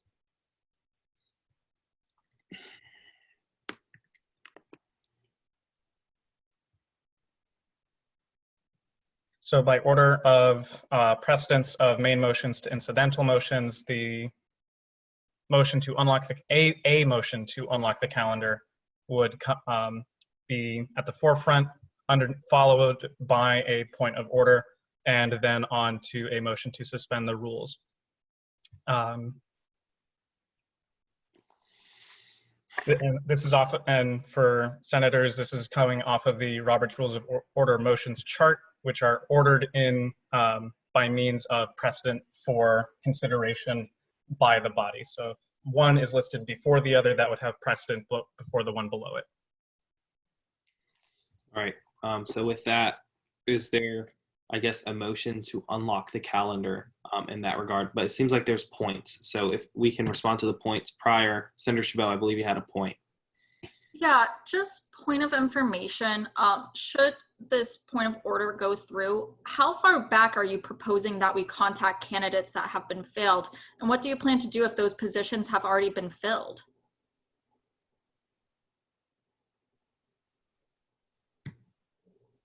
Is this a point of information to Senator Adamik? Yes. Senator Adamik, you can respond. Unfortunately, I can't go back and fix all of the mistakes that the Senate has made, but I can bring to light a violation of the rules that happened tonight. So whoever the candidate on the call. Senator Randall, did you have a point? I don't know as much about parliamentary procedure as the rest of y'all, so I have a point of information for you, Senate President. Is this sort of thing where we could receive an advisory opinion from the court? Yeah, I would think we could receive an advisory opinion, specifically because Rule 1010 is something that, one, a lot of senators have not been aware of, and two, is very unclear. Oh, am I muted? No, can you guys hear me? Yeah. Oh, okay. So I was just saying in regards to, yeah, I think an advisory opinion would definitely help, especially because within the Senate, we're confused in regards to Rule 1010. We did not write Rule 1010. And the fact of the matter is that as a Senate, we have continuously followed the precedent and the idea that if a candidate has been sent to committee, or if a candidate has passed or failed in committee, that candidate would then be heard by the Senate. If they had passed and if they failed within the committee, then they would not get the opportunity to be heard on the Senate floor. So for me, I would definitely think that an advisory opinion from the Supreme Court would be very beneficial in regards to helping us understand if we can even reconsider these candidates. Are there any further points, senators? Seems like we got a lot of hands up still. Senator Medley-Nero, did you have a point? Yes. Point of information. Is there any way that we can locate the discrepancy between Rule 1010 and the rules in both the judicial and the oversight committees? Because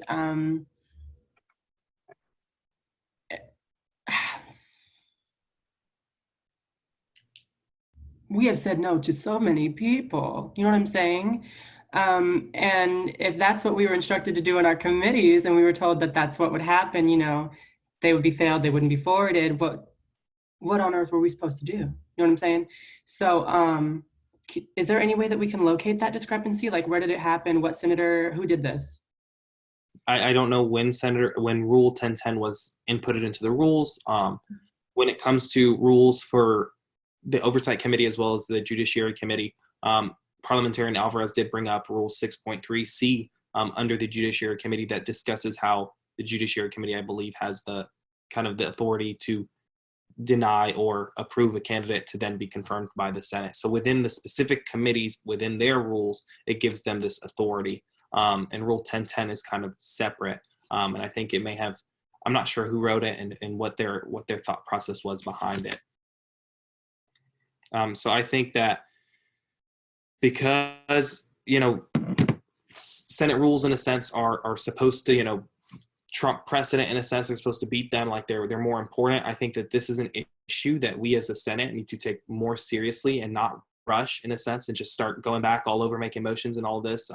Because for me, one, it's hard to manage. I honestly think that this is something I'm going to reach out to the Chief Justice of the judicial branch to get a court advisory opinion in this regard on this. I see you, Adamik, I see you. And so when I'm done, I will call on you.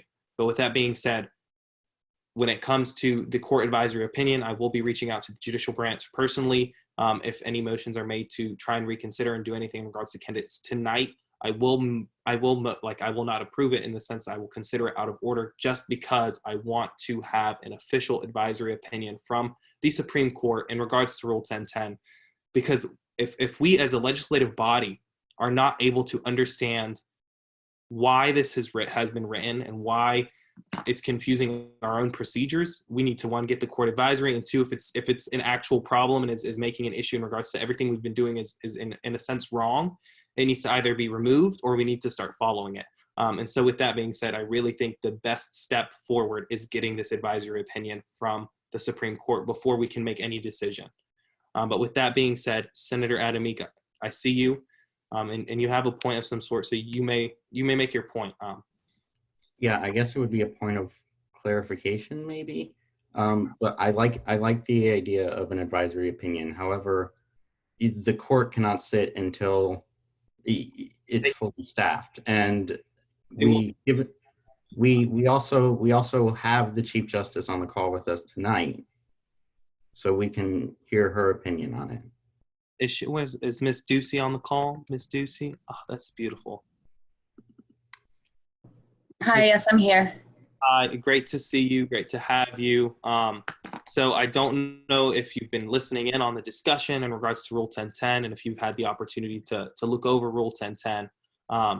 But Miss Chief Justice Ducey, my question for you is in regards to your interpretation, if you're able to look over Rule 1010, which we have shared on the screen.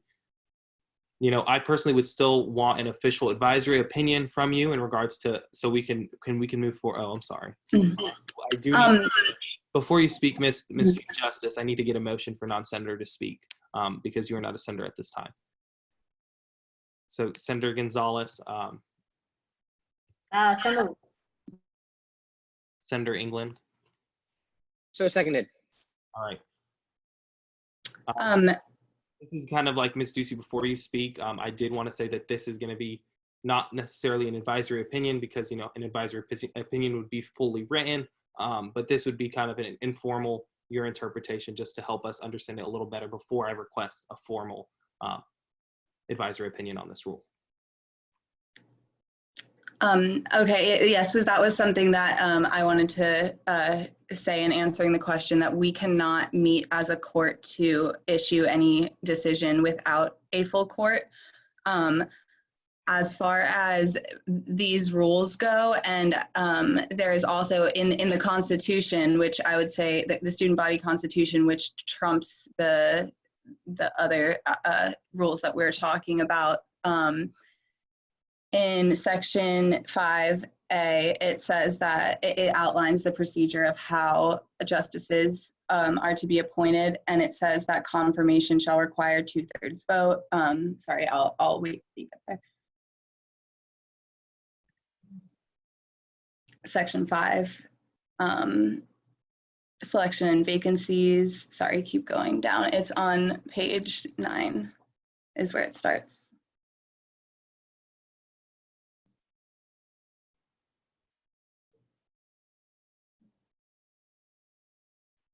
Right, yeah, and then so section 5A, justices shall be appointed by the student body president, confirmed by the Senate as follows. And then if you go down to 2, the student bar shall interview each candidate, submit a written opinion. The student body president shall then forward one of the candidates to the student senate for confirmation. Confirmation shall require 2/3 vote of the Senate. These and the Senate Rule 6.3, the Senate Judiciary Committee shall, sorry, I'll wait till you get there. Just so everyone kind of has a background of all of the rules that I looked up all of these just to kind of have the background of what I think applies here. The Senate Judiciary Committee shall, and then if you go to C, approve or disapprove appointments or nominations to the student government Supreme Court, and then pending the approval of the full Senate. Pending the approval of the full Senate means that there cannot be any approval or disapproval of the appointments or nominations unless the full Senate approves that. So the Senate must approve an appointment or must approve a confirmation to the court, and a Senate must also approve the disapproval of a nomination or the rejection of a candidate in order for that to be valid. And then if down to 10.10 for confirmations.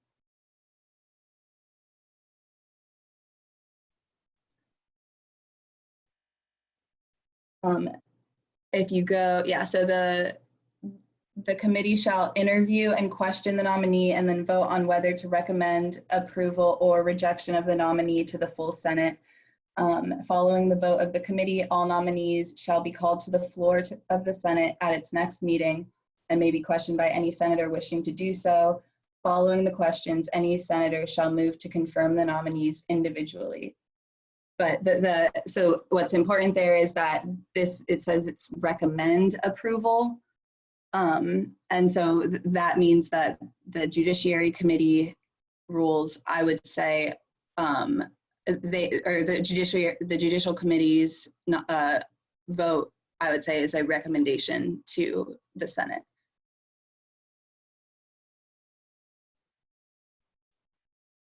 All right. So with that, senators, do you have some points? I believe Senator Leckie. Yes. What's up, Senator Leckie? I originally would have liked to objected to allowing a non-senator to speak, as I believe that was a blatant violation of the separation of our powers, but it's a little late to object. So, yeah. Apologize for not asking for objections. That's my bad. Senator England. Oh, yes, thank you. Point of information, if the president would be so kind as to direct this to the advisors. I'm just curious as to what the Senate advisors believe the right path would be here. That's an inappropriate question because, you know, the lawsuit that we're currently facing, one of the key things is that the stuff that happened in the summer was something that that our advisors were coercing us to do. So having the advisors pitch in their idea on the Student Senate and internal matters of what we believe is improper to do. So I do appreciate your question. However, I entertain it. I have another point, if that's okay. Mm-hmm. Point of information for the chair. What is the point of an advisor if not to advise?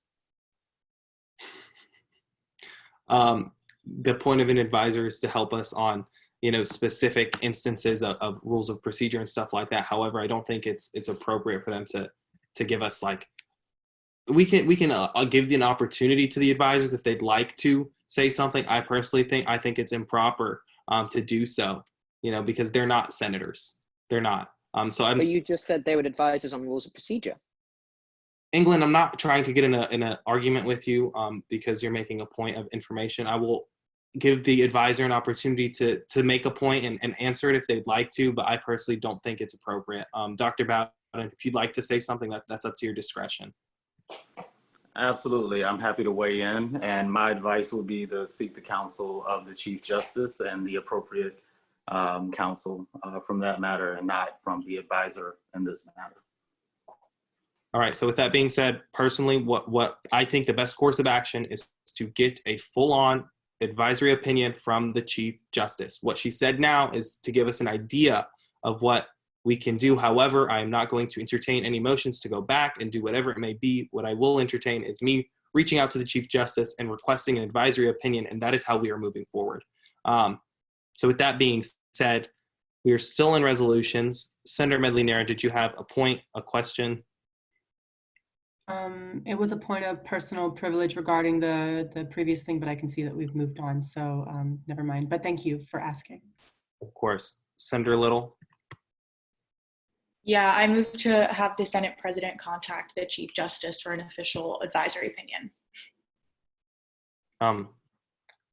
I guess you can make it. What? I'll do it. Okay, I thought you were saying we needed a motion for it. Okay. I'm just gonna do it because it's the most appropriate course of action. Senator Mouget. Yes, thank you. Just a point of, I guess, information. If we can't get an official advisory because the seats are not filled, when will that happen? And I guess a follow-up as in, will the positions for the said seat that we're debating on have more applicants, or will that whole application process be on pause until we get the advisory answer? I can answer that question for you. So the Chief Justice is constitutionally given the authority to fill a vacancy temporarily. So she has the authority to fill that vacancy as needed. And with that being said, if the student body president chooses to forward the same candidate again, we cannot stop them from doing so. They can forward the same candidate, whatever it may be, and then they will just go through another vote. If the vote occurs again where they fail, and we figure out based off of the advisory opinion, the courses of action that we may take, that is what we will do. However, as of now, it is inappropriate for us to truly move forward when we ourselves are still confused on exactly what the process should be. Oh yeah, no, I was just asking like logistically wise, like what the timeline was going to look like. It would really just depend on when Chief Justice Ducey would be able to find someone to temporarily serve in that capacity. But I'll reach out to her and I'll give you guys an update in the weekly email update that I attempt to do weekly. Okay, thank you. All right, with that, Senator Gertz. Sorry, I accidentally hit unmute and then swiped left, and apparently that mutes me too. I was just going to say I move to place a resolution on first reading. All right, Senator Harmon, I know he sent it to you. Can you share the screen so we can all see the resolution? I'm not sure if I had received it. But is there a second to his motion to add that resolution on the calendar? Chair Leckie. So seconded. All right, and with that being said, we're just going to take a moment so we can see the resolution so everybody can get a sense of the resolution. Resolution. Yeah. I would just like to say, I know this resolution will wait a week, and this probably isn't fully in Senate rules, but I've never felt so impacted by the death of a single politician, and I'd like to just take a public moment to say thank you to her for seeing me as a human. Thank you. So with that being said, the resolution is now on the calendar. It has been added, and it will be numbered Resolution 85. And once we get to it, I will send it to the appropriate committee. With that being said, we are now on Resolution 81, which we were on. Yeah, so Senator Adamik, if you'd like to give your 5-minute opening, I will be adjourning this meeting at 11 p.m. But Senator Adamik, you have 5 minutes for your opening on Resolution 81. Thank you, Mr. President. I put up Resolution 81 because I'm sure most everyone on the call is aware, but back in May, we actually lost our Dean of Undergraduate Studies, Karen Laughlin, and I was just impacted by her in my time in the honors program, and I know so many people who were too, and I thought it was a fitting way to honor her and remember her legacy pretty much at Florida State. And with that, I'll yield. Sponsor yields with 4 minutes and 22 seconds on the clock. Are there any senators wishing to speak in pro or non-pro? I apologize. Are there any technical non-debatable questions on Resolution 81? Seeing none, is there any senators wishing to make a motion to go into pro-con debate on Resolution 81? I was about to say we need somebody. Senator Medley Nehra. Yeah, so moved. All right, thank you. Is there a second? Senator Ferguson. Okay, new hand. So seconded. All right, awesome. So with that, are there any objections to going into pro-con debate in regards to Resolution 81?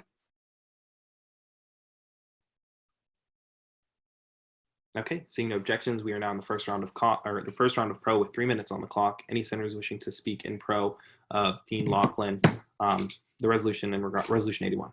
Yeah, Senator Leckie. Yeah, I really appreciate Senator Adamik for putting this together. Dean Laughlin is a big reason I'm at this school. She basically founded the Presidential Scholars Program. She's very involved in the honors program, and those are two things that really brought me to FSU. So I kind of owe my attendance at this school to some of her efforts. So she impacted a lot of campus life, and I really thank Senator Adamik for putting this together. That I yield. Senator yields with 2 minutes and 36 seconds in the first round of pro. Any other senators wishing to speak in the first round of pro? Seeing none, we're in the first round of con. If no senators would like to speak in the first round of con, I'll be entertaining a motion to pass by acclamation. Senator Gertz. So moved. All right. Is there a second to the motion to pass by acclamation? Senator Medley Nera. So seconded. Are there any objections to the passage of Resolution 81 by acclamation?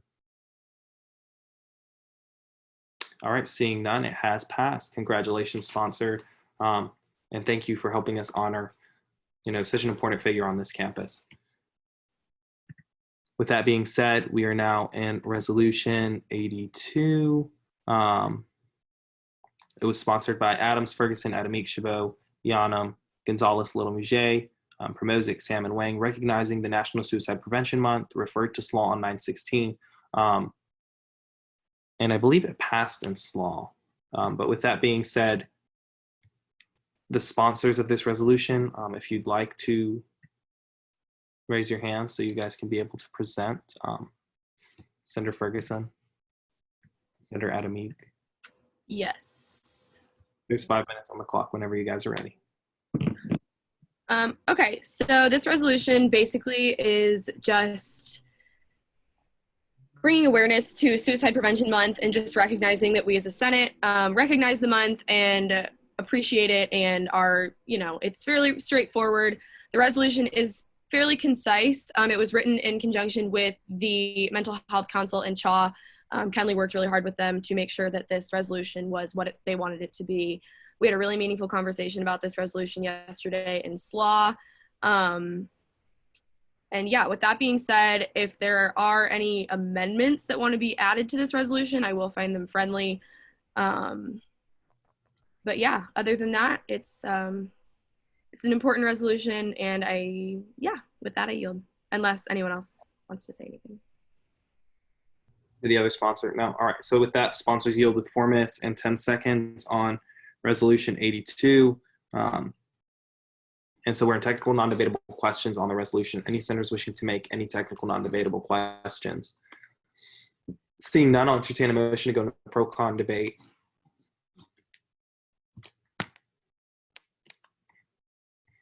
Senator Medley Nera. Yeah, so moved. Second. Senator Rudd. So seconded. All right, with that being said, we are now, unless there's any objections, if there are any objections, senators, to go into pro-con debate. Seeing none, we are now in pro-con debate. We're in the first round of pro with 3 minutes on the clock. Any senators wishing to speak in the first round of pro on Resolution 82? Are you wishing to speak, Senator Gertz? Yeah, I just wanted to say really quick to just remind everyone to use this resource because like in my own family, thankfully, no one has successfully committed suicide, but there have been a few attempts. And I would just like to note that of all the people who've attempted suicide in my life, none of them have been women. They have all been men.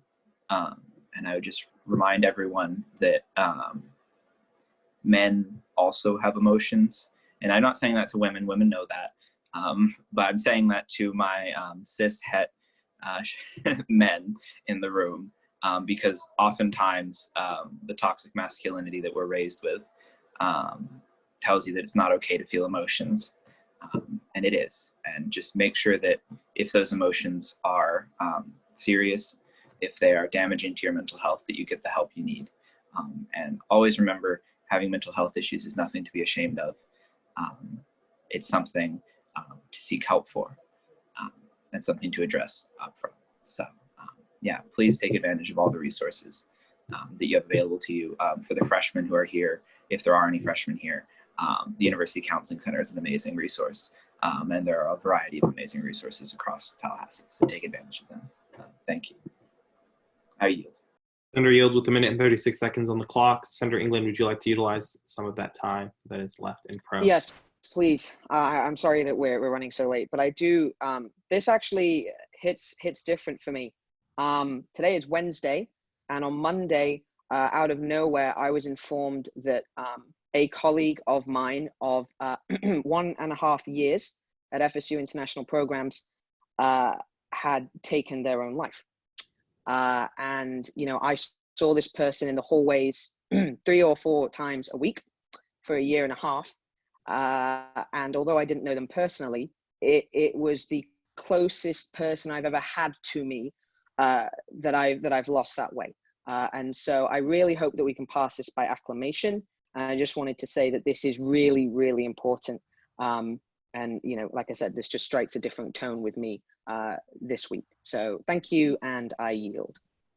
Senator yields with 43 seconds left on the clock. Any other senators wishing to speak in pro? Senator Mouget. Yes, just kind of agreeing with that. This topic means so much to my family and I, and a couple of close friends I grew up with. So it's a really awesome experience to be able to send this resolution to a couple of good friends of mine. So I want to thank the sponsors for allowing me to help out with this. And thank you for just getting it off the ground. Thank you. With that being said, there's 23 seconds left on the clock. Any other senators wishing to speak? Seeing none, we are now in the first round of con. If any senators would like to speak in the first round of con, they may. However, I will be entertaining a motion as well, if not, to pass by acclamation. Senator Jason Randall. I move in full support to pass by acclamation. Thank you. With that, is there a second? Senator Soto. With full support, seconded. All right. Thank you, Senator Soto. Are there any objections to the passage of Resolution 82 by acclamation? All right. Seeing none, it has passed by acclamation. Congratulations, sponsors. And yeah, it is really important, guys, and everybody, please make sure you take care of yourself, because that's truly what comes first. You know, everything else comes second. You are the most important thing. Just point blank, period. Like, I don't even know how to express it even further. But with that being said, these are our next two resolutions are actually pretty important. I'm really excited for us to talk about them. Resolution 83 is about reapportionment, and Resolution 84 is talking about changing the election date. And these are very, very necessary for us to look at. But with that being said, that is the final thing we'll be doing for the night, because we need to do these. But with Resolution 83, sponsored by Pro Tempore Harmon, verifying the reapportionment of Senate seats for the 2020-2021 school year. But before I give Harmon the opportunity to make his opening statement, Chair Leckie, you had a point. Real quickly, just point of information. Don't we also need to elect an RTAC chair? Technically, but we can always have the special election next week. It's not, I don't think it's like pressing for us to do it this week. I'm not sure if there's any pending RTAC, travel requests, but if you all feel so passionately about having the RTAC chair resolution, the election tonight, we can. I personally don't think it's time sensitive at this moment, but it will be up to you all as a Senate if you'd like to do it or not. I'm not gonna. Want to make sure there's not a vacancy that we need somebody in. So yeah. We can we can ask our advisors if Deshaun and Dr. B, if either of you know that we have any requests for RTAC that we need to hear next week, just let me know in a message and I'll make sure to have that election. But I don't think it's as pressing as it has been in the past when we were able to do actual travel beyond the state of Florida, and not just virtual registrations. But with that being, is there any other? As of right now, we don't have any, but RTAC requests are not due to noon on Friday, so that may change. Okay. So with that being said, we are in Resolution 83. Senator Pro Tempore Harmon, you have 5 minutes for your opening statement on Resolution 83 when you're ready. Before I start, I'm just going to share the chart with the apportionment so that everybody can see, and then I'll share the resolution itself, just so y'all know what I'm reading off of. Just give me 1 second. You want me to make that apportionment chart while you start? Oh, if you want to share it, that's fine too. Yeah, that's awesome. But if I can begin, I'll begin. All right. So, every fall we have to do apportionment, and we probably should have done this at the beginning of fall, and it should have been done a lot earlier. But with Dr. Costa leaving and a lot of different logistical changes, and student government just being quite a mess for a while right now, it just hasn't been done until now. So our very own Senator Gertz worked on apportionment heavily last year, I think, or last fall semester, I believe. And so what he did was removed the graduate student seats, and they became the college seats as well. So this is the new apportionment. This was not done by me. This was done, as you can see, Deshaun sent it to us. This was calculated based on the number of students in each college and whatnot, and by the proportion that they're supposed to be. So as you can see, Arts and Sciences gained a seat for spring. All the bolded is where they gained 1 seat. College of Business gained 1 seat in fall. College of Communication and Information gained 1 seat. Criminology 1 seat. College of Education gained a 2nd seat, which actually that's incorrect technically, because College of Education gained the spring seat because they already had the fall seat, but it's still there, so it's fine. College of Engineering gets an extra seat. Human Sciences, extra seat. College of Law finally gets a seat of their own, so we can have a law student in here. It could be helpful now and then. College of Medicine gets another seat. Motion Pictures Art, unfortunately, no. Music, to our current senator, you might have a person that could join you as well, so that'd be awesome. And then Social Sciences gains a seat that they lost last year. Woo, my college. And then Social Work, Senator Martin, you gain 1 seat. Graduate School and Unclassified. Okay, I guess that's for grad student. I guess that's unclassified and grad school. I don't know what that classification is particularly, but it's pretty self-explanatory, I guess. And then undergrad gains 1 seat. And then here's the COGS apportionment as well. And yeah, just to clarify, when there's an extra seat, when it's like a 1-1 fall spring, the extra seat goes to the fall seat. That's why Communication and Information gained 1 seat in the fall rather than in the spring. That's just based on statutes. That's why College of Business gained 1. That's why if you look at the bottom, it says 46 for fall and 34 for spring. Seems like a huge difference, but that's just because of the rules in place. And with that, I yield. Thank you, Pro Tempore Harmon. With that, you yield 2 minutes and 18 seconds to your closing statement. And if you wanted to share the actual resolution, you can do that because I'm not sure. I think it's on the SGA website. I could find it. But with that being said, are there any technical non-debatable questions, senators, for the sponsor of the resolution? Senator Chabelle. Yeah, so this was part of Amendment 2 changing it, but it hasn't passed yet. So I don't know if we need to consider this, but for the sponsor, was the Panama City campus rep taken into account as part of the? That would be a question that would go to either Dr. Bowden or Deshawn if I could direct it towards them as they did this count. I'm simply just doing the resolution that we have to do every year. If they can answer that, I'd like to direct it to them. Deshawn, if you're available to, or Dr. B. Sure, I can jump in right quick. The answer I have for you is I'm not sure, as that was actually worked on prior to Dr. Acosta leaving. Happy to get that answer for you and get back to you. Does that satisfy your point, Senator Chabelle? Yes, thank you. I just want to clarify that there is a constitutional amendment to change it, but I don't know what to do based on that if it's not apportioned for, but yeah, that's just the thing. Okay, so with that, we are still in technical non-debatable questions. Senator Randall, did you have a technical non-debatable question? Are we allowed to ask points? I have another point of information for Dr. Bowden. Well, technically, she asked a question, and so we just referred the question to Dr. Bowden. But if we have an actual point, I would wait till we get to pro-con. So it's a question. I just don't know how to phrase it. So my question is, graduate students and unspecified seats. In my experience, everybody has to apply their specific program, and that's the way, you know, all my friends who applied are there other people that don't have to apply to a specific program, and that's why those 2 seats are there. It was my understanding that the reapportionment would get rid of any of those seats, but how does that work? Dr. Bowden, if you would like to respond, the question was in regards to the in regards to the 2 unclassified seats / graduate study seats, because under the assumption that graduate seats were supposed to be entirely removed. So I don't know that I can fully answer that question. Again, that was worked on right before Dr. Acosta left, but I can certainly seek clarification for that and get back to you. Senator England. Just a quick question. Which or when would this take effect? Would it affect the upcoming fall election, or would it be spring and then? It'll take effect in this fall election, because the apportionment happened in this spring. or last fall. I forget exactly when he did it, but he did it in time for it to affect this election.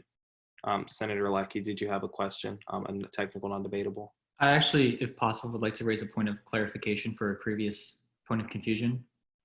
I believe the grad seat is for grad students who aren't in a specific division. They're just taking classes, right? And Brendan wrote the bill, so he can probably answer that. But that's my understanding of what that is. Brendan, if you'd like to.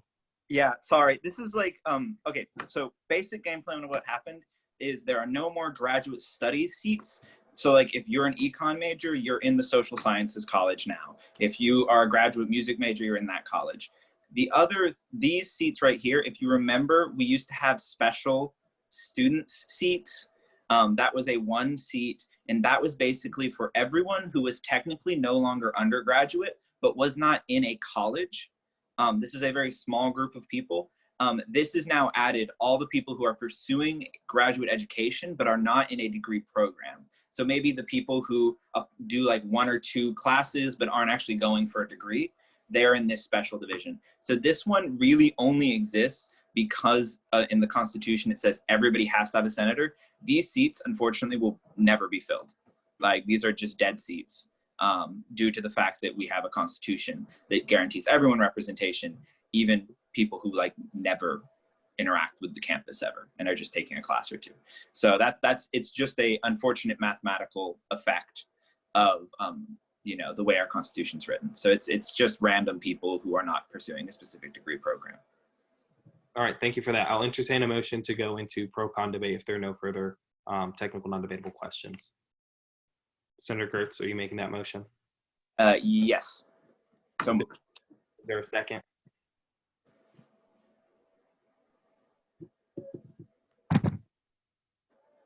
Senator England. Second.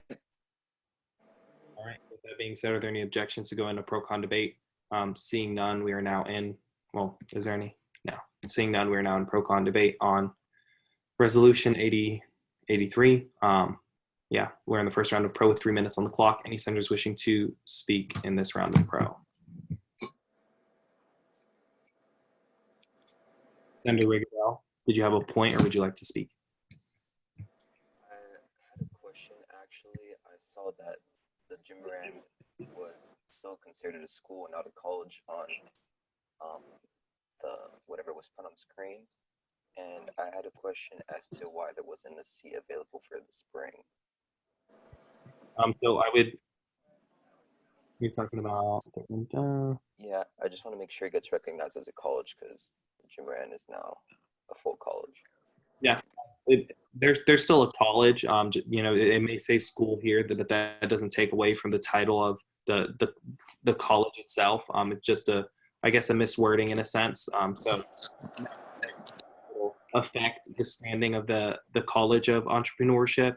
But with that being said, the reason they wouldn't have a spring seat is because there's not enough students for them to qualify for a spring seat mathematically.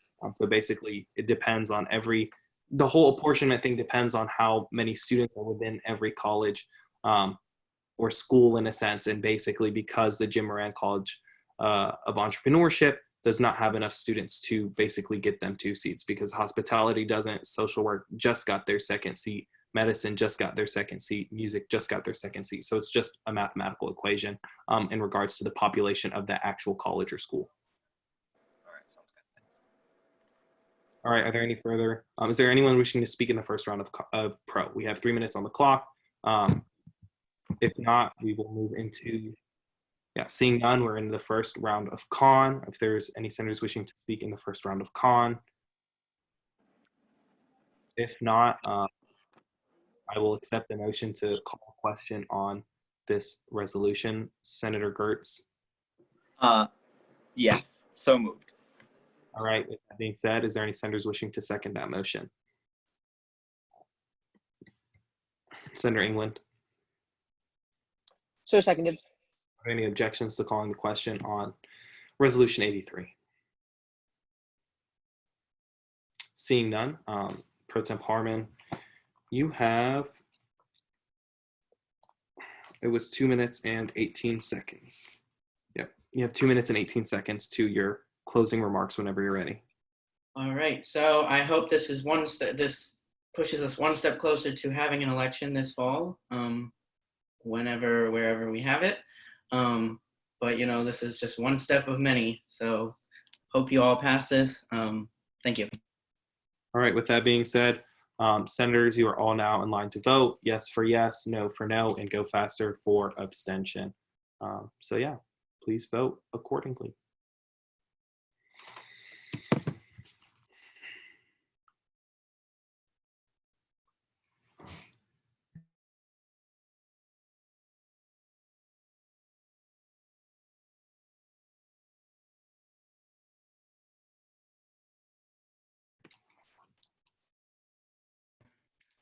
All right.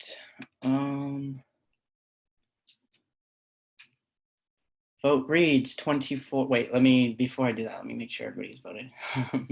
Senator Adam Meek, please vote.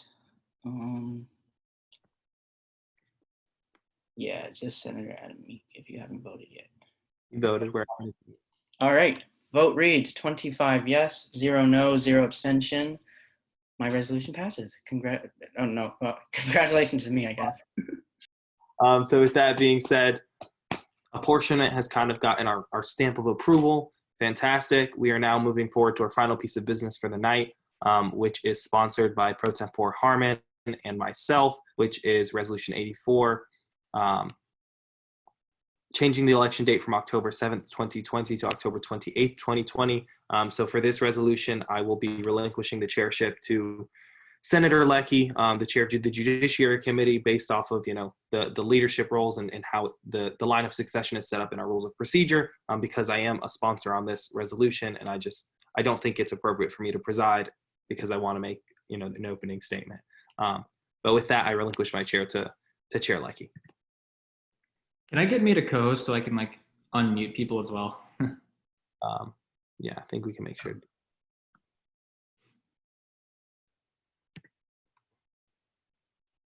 Like, I think Deshaun has to do that for you. But I can help you unmute. I'm giving to you right now, Leckie. Okay. Thank you. You're welcome.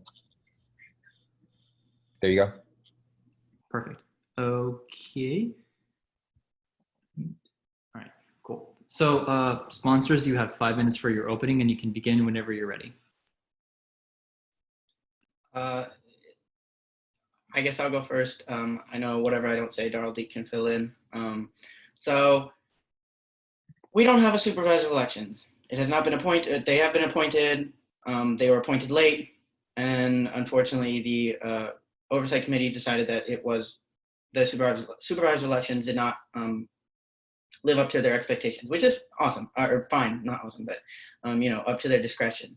And so this wouldn't leave us enough time to install a supervisor of elections in the time frame that we have already set. October 7th is way too soon. That's 2 weeks from now. It takes 2 weeks to even get the supervisor of elections the ability to work. Like, there is a fill in, Darrell Deek, there is like a hiring freeze that Deshaun explained to us from COVID and stuff like that. So it has been an issue just hiring people as well. And so even with that 2 week period, by the time they're hired, it'll be the election, and parties, candidates, everything, they all need to submit these things to a supervisor of elections. We can't just submit it to the advisors because that is not their job. They are not students. They cannot handle this. This is the election of the Student Government Association. So we felt that October 28th was a good enough week. That pushes it back 3 more weeks, gives us enough time to find a supervisor of elections. Possibly this was before we knew that the supervisor elections wouldn't make it. So, you know, it might be different now, but this is the one that we believe is right, or is a good enough date, gives the parties and candidates enough time to do their work and get settled. Now that apportionment is passed, they can probably slate their stuff and whatnot. Also, there is no statute, rule, or constitutional role, like a standard that is set for us to actually move it ourselves. There's nothing in any of our rules that allow us to move it. But let's be real, we cannot have this election without a supervisor election. And there is no precedent for this. Like, we don't know what to do. And the only thing that we can think of is having the Vice President of Student Affairs, Dr. Amy Heck, move it. She is the end-all be-all of basically everything in student government. She oversees it all. She signs everything after the student body president. She is even above the student body president in terms of signing things. So Darlik, if you have anything else. So with that, basically, Pro Tem Harmon covered it. We've been in a lot of conversations, him and myself, in regards to how to kind of figure this all out, because this kind of falls on us as the leadership of the Senate, because we kind of, in a sense, play a part with the Election Commission, making sure all of that occurs appropriately, as well as with the SOE kind of getting forward to us and all of that. And, Harmon discussed most of it and he talked about it. And honestly, one of the biggest problems is when the SOE is even confirmed by the Senate, SG administration, the admin assistant has to fill out an exemption form because of the hiring freeze, because of COVID-19. And that hiring freeze and the form process literally takes a minimum of 2 weeks before we can get this person into the job. And that goes for all students, staff, and faculty. So anybody who's going for a job, it's a minimum of 2 weeks before you can actually get hired. And so because of that, the SOE, whenever we fill them, they're still going to be on pause for 2 weeks before they start being able to have their office hours, before they're able to actually work their 20 hours a week and do what they have to do, that they're obligated to do statutorily in regards to having all the paperwork filled out. And even beyond that, if the election was to happen in 2 weeks, the website where it says election, if you click it, it'll have the countdown, but that's it.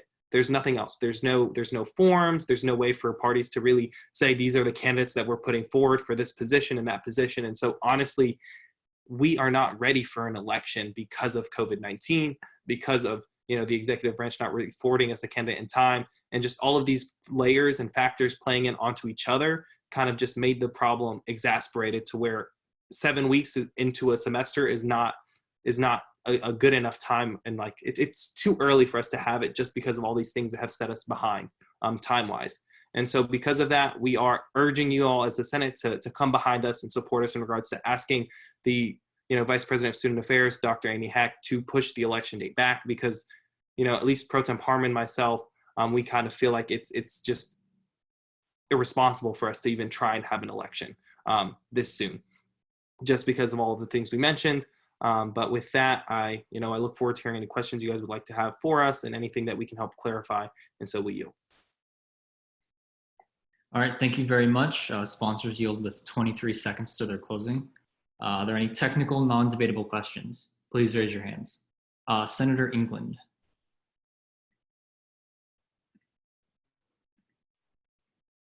Thank you.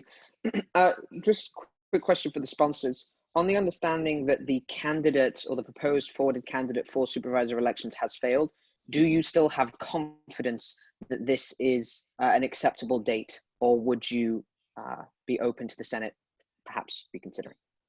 So in regards to that specifically, one of the biggest reasons we kept it at the 28th was because if we push it back even one more week, it would become literally the day after the presidential election for the United States of America, which is already going to be a time that's already just full of conflict and full of great debates and polarization, but that's a whole nother issue. But when it comes to this election, really all this resolution is doing is urging the Vice President of Student Affairs to move it. So, even though we say that October 28th is a good date, if the Vice President of Student Affairs believes that date is not appropriate or believes we need to push it back further, that is in her hands. That is up to her discretion. So this is just a way for us to just put the suggestion out there and hopefully get a response that'll help us move it, because we got to. All right, are there any other technical, non-debatable questions? If not, is there a motion to enter pro-con debate? All right, Senator England. So moved. All right, is there a second? Senator Mouget. So seconded. Are there any objections? Seeing none, we are now in the first round of pro. Senator Gertz. Thank you. I would like to first say just a quick statement, which is that the Oversight Committee, the Senate, did not create this problem. This is a problem that exists due to a either a slip of the mind of the executive branch, but it's a problem that has existed for many years, which is the executive branch does not tend to put forward a supervisor of elections in the springtime, which has been attempted to be resolved by senators in the past, but that the executive branch has failed repeatedly. So this is a lingering problem. So if anyone wants to work on fixing this, please help. I'll definitely look forward to working on that. But I would just say that in my capacity as a senator, as well as my capacity of as a chair of one of the major parties on campus, I would just say that this needs to happen. We are currently already past the deadline to be able to declare candidates for parties and to be able to declare that parties exist. So if the election takes place, there will be no candidates, there will be no parties, there will be an empty election. So it has to get moved. And if it does not get moved, then I would like to welcome all of the fall senators into their surprise second term. So please do support this. All right, Senator Gertz yields with 1 minute and 35 seconds in the first round of pro. Are there any other speakers in the first round of pro? Going once, going twice. All right, we are now in the first round of con. Is there anybody wishing to speak in the first round of con or make a motion? Senator Gertz? I move to pass by unanimous consent. Is there a second to that motion? Senator Little? I second. Are there any objections? Seeing none, the resolution passes by unanimous consent. And I yield the chair back to President Darrell-Deke. Oh, awesome. So And also, if I could get unmade a co-host, that would be great. no worries. So thank you. With that, we are done with our business. We are in unfinished business. There is currently no unfinished business. Statements of dissent. Are there any senators wishing to place a statement of dissent on the calendar? All right, seeing none, we are in new business, which has RTAC chair elections. It is past 11 p.m., which is when I wanted to end. However, if the Senate would like to make a motion to open the floor for nominations for an RTAC chair, I will not stop you all, but you know, it's up to you all. Senator England. Well, I wanted to place a statement of dissent, but I think you skipped. Yeah, we can go back. So you want you want to place it? Yeah. Okay. Do you have a specific bill resolution? Whenever we failed to move back into judiciary. Okay, so you want to make a statement of dissent on the motion to go the motion failing, the failing motion to go into judiciary as a whole. Please make sure to send your statement of dissent to our advisor, Deshaun Scott, by 12, like by noon on Friday. And if you don't do it, then your statement of dissent will not be included. But with that being said, we are in new business, RTAC chair elections. If any senators want to make a motion to open the floor for RTAC chair nominations, that is up to your all's discretion. But if you guys choose not to make that motion, that is also up to your all discretion as well.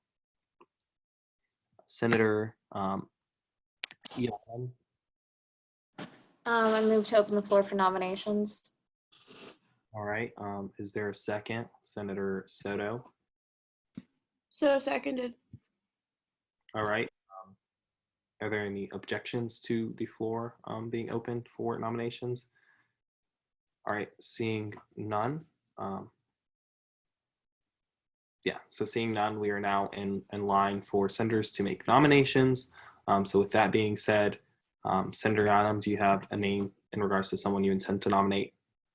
I move to nominate Senator Gertz. Is there a second? Senator Mouget. Hey, I just had a point of information. Do we know if any senators who are currently suspended are wanting to have this position? I had heard of one or two people, but it's at this point we're here, so it's up to the discretion of the Senate in regards to if you want to vote yes on this. Well, if we don't have any, They'll be allowed to be nominated. we can't nominate people who are suspended because they lose their right as senators, and so that's why I personally wanted to hold off, just because I felt like we should have it, for the opportunity for everyone else. But I have a point. Is since no one objected, is there any way to like hold this? If the senator who made the nomination of a candidate chooses to withdraw the candidate's name, just in that regard, I think that would be a way to push us backwards. And then if someone makes a motion to close the floor for nominations without any nominations on the table, then I think that way we can kind of avoid having anybody being put into the position. But if Senator Yanam's motion gets a second, and if there are no other nominations, and then we close the floor for nominations because there's no other candidate, Senator Gertz will automatically get it uncontestedly. So that's up to the discretion of Senator Yanam in regards to if she chooses to withdraw her motion. And then it's also to the discretion of the senator that she nominates if he chooses to decline or accept the nomination. But with that, is there a second to Senator Yanam's motion?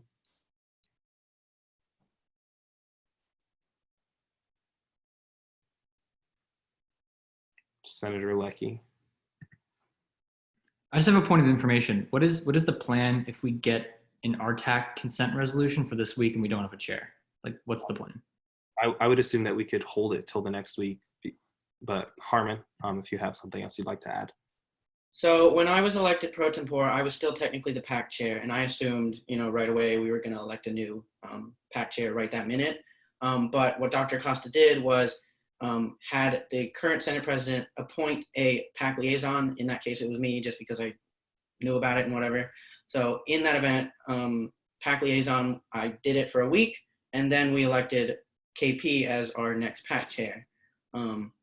So if you want to follow that, up to y'all, but I'm just explaining a past situation. So Senator Mouget. Hi, I just had a couple of students reach out to me that I don't believe that any objections were asked when moving into the vote for our RTAC elections. Okay, we can, I thought I had, because we're still waiting on a second, so. Okay. Waiting on a second in regards to the motion of Senator Yanam who she nominated Senator Gertz for the RTAC chair position. So if nobody seconds her motion, then the nomination fails.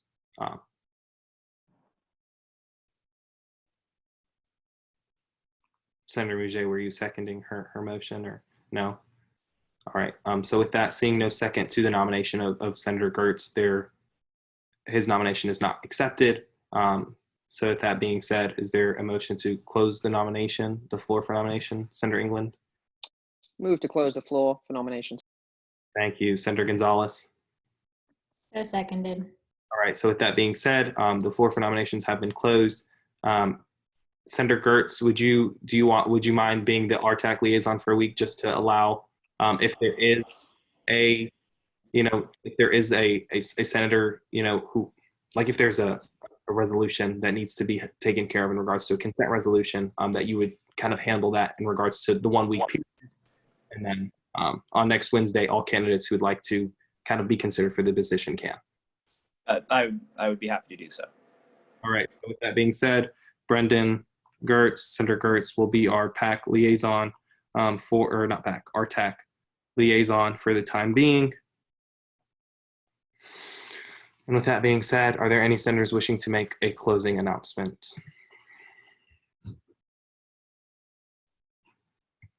Senator Medley-Nera. Mine's going to be a minute. I apologize in advance, and I'm sorry for keeping you all a little bit later. Yesterday, the Oversight Committee met, and we were in debate for one of our candidates, and I made a joke. It was a lighthearted joke. And for a moment there, I saw everybody laugh and I saw everybody smile. And I remembered why exactly we got into this. I could remember sitting in the lobby of Magnolia with Chair Gonzalez and Senator Waters, and I got so frustrated because we've been so hateful to one another, including me, especially me. And I prepared a list of people where I come from. If you publicly disagree with someone in a way that is harsh, then you should also apologize publicly in the event that you may have potentially publicly embarrassed them. So I'm going to do that in keeping with my own morals. Am I allowed to, point of information, am I allowed to address the senator at this point? You're fine. You can keep going. You're good. Senator Denton, this summer was very tough. And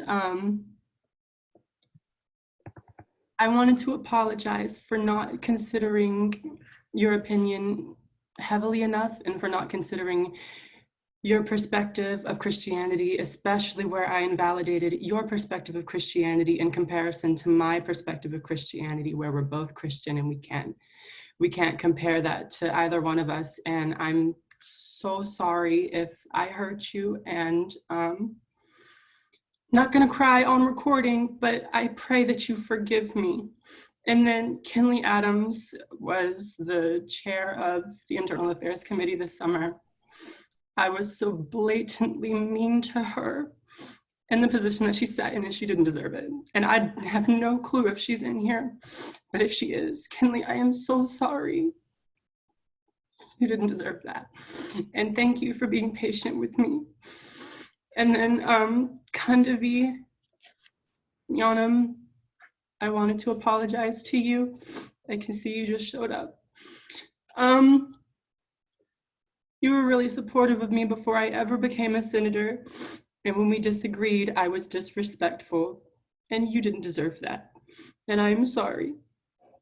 Quentin, I know that I called you already. I just wanted to reiterate that I'm so sorry. I'm so sorry for what I said in the Senate chat when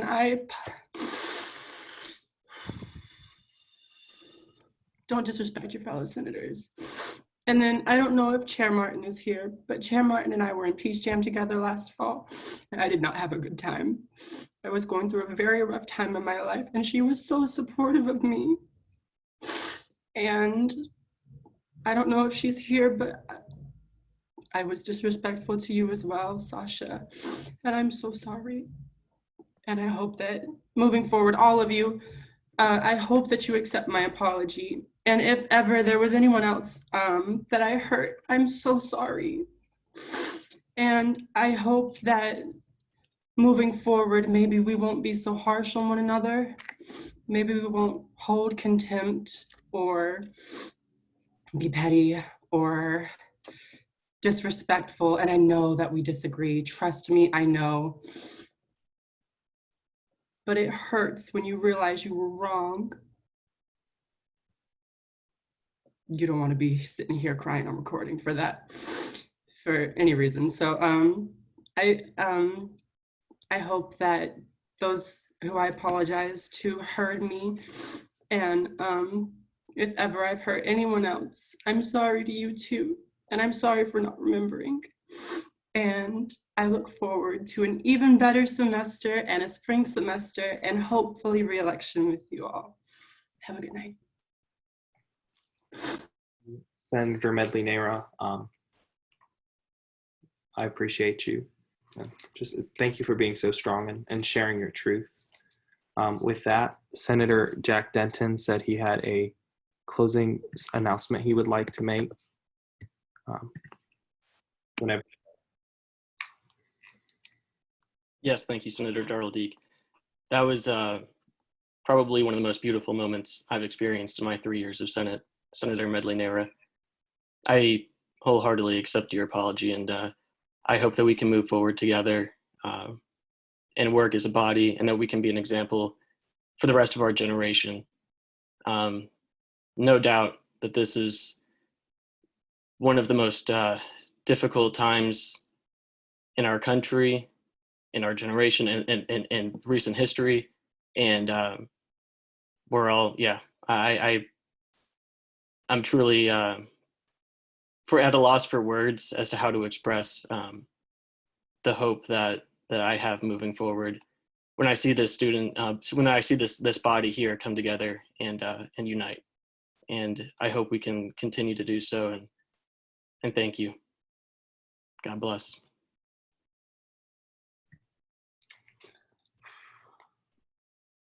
Oh my God. I'm not an emotional person, guys. Like I am sometimes, but like I don't cry. And like my eyes are kind of watering, so I'm sorry. Just please excuse me. But do any other senators have any closing statements they would like to make before?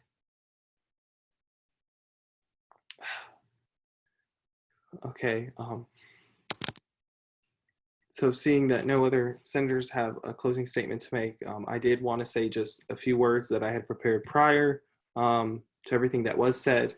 You know, senators, we're all here to support each other. We're here to support you all and make sure that we're all okay. You know, we've been in unprecedented times and we've been through so much together as a legislative body. You know, from the entirety of the summer to this beginning of the semester, and just, you know, throughout our realities of being senators, we've just been through so much.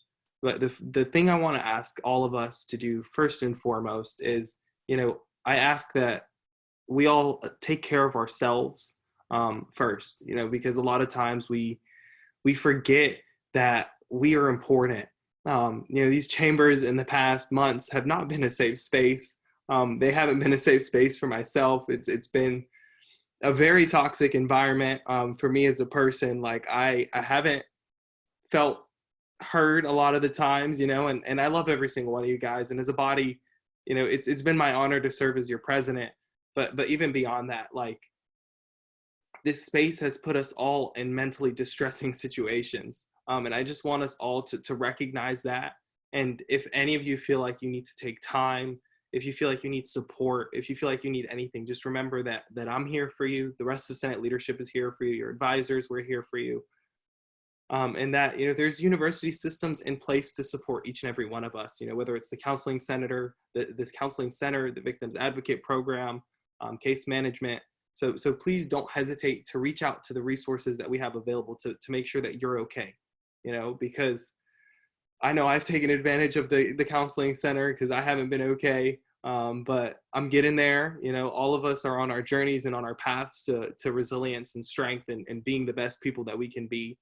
So I really do hope that you take this moment to inspire yourselves and feel motivated to do the work for the student body, because I don't know, I'm feeling pretty emotional at this point. And I don't like being emotional in public. Like, I come from a family that this is not acceptable in any way, shape, or form.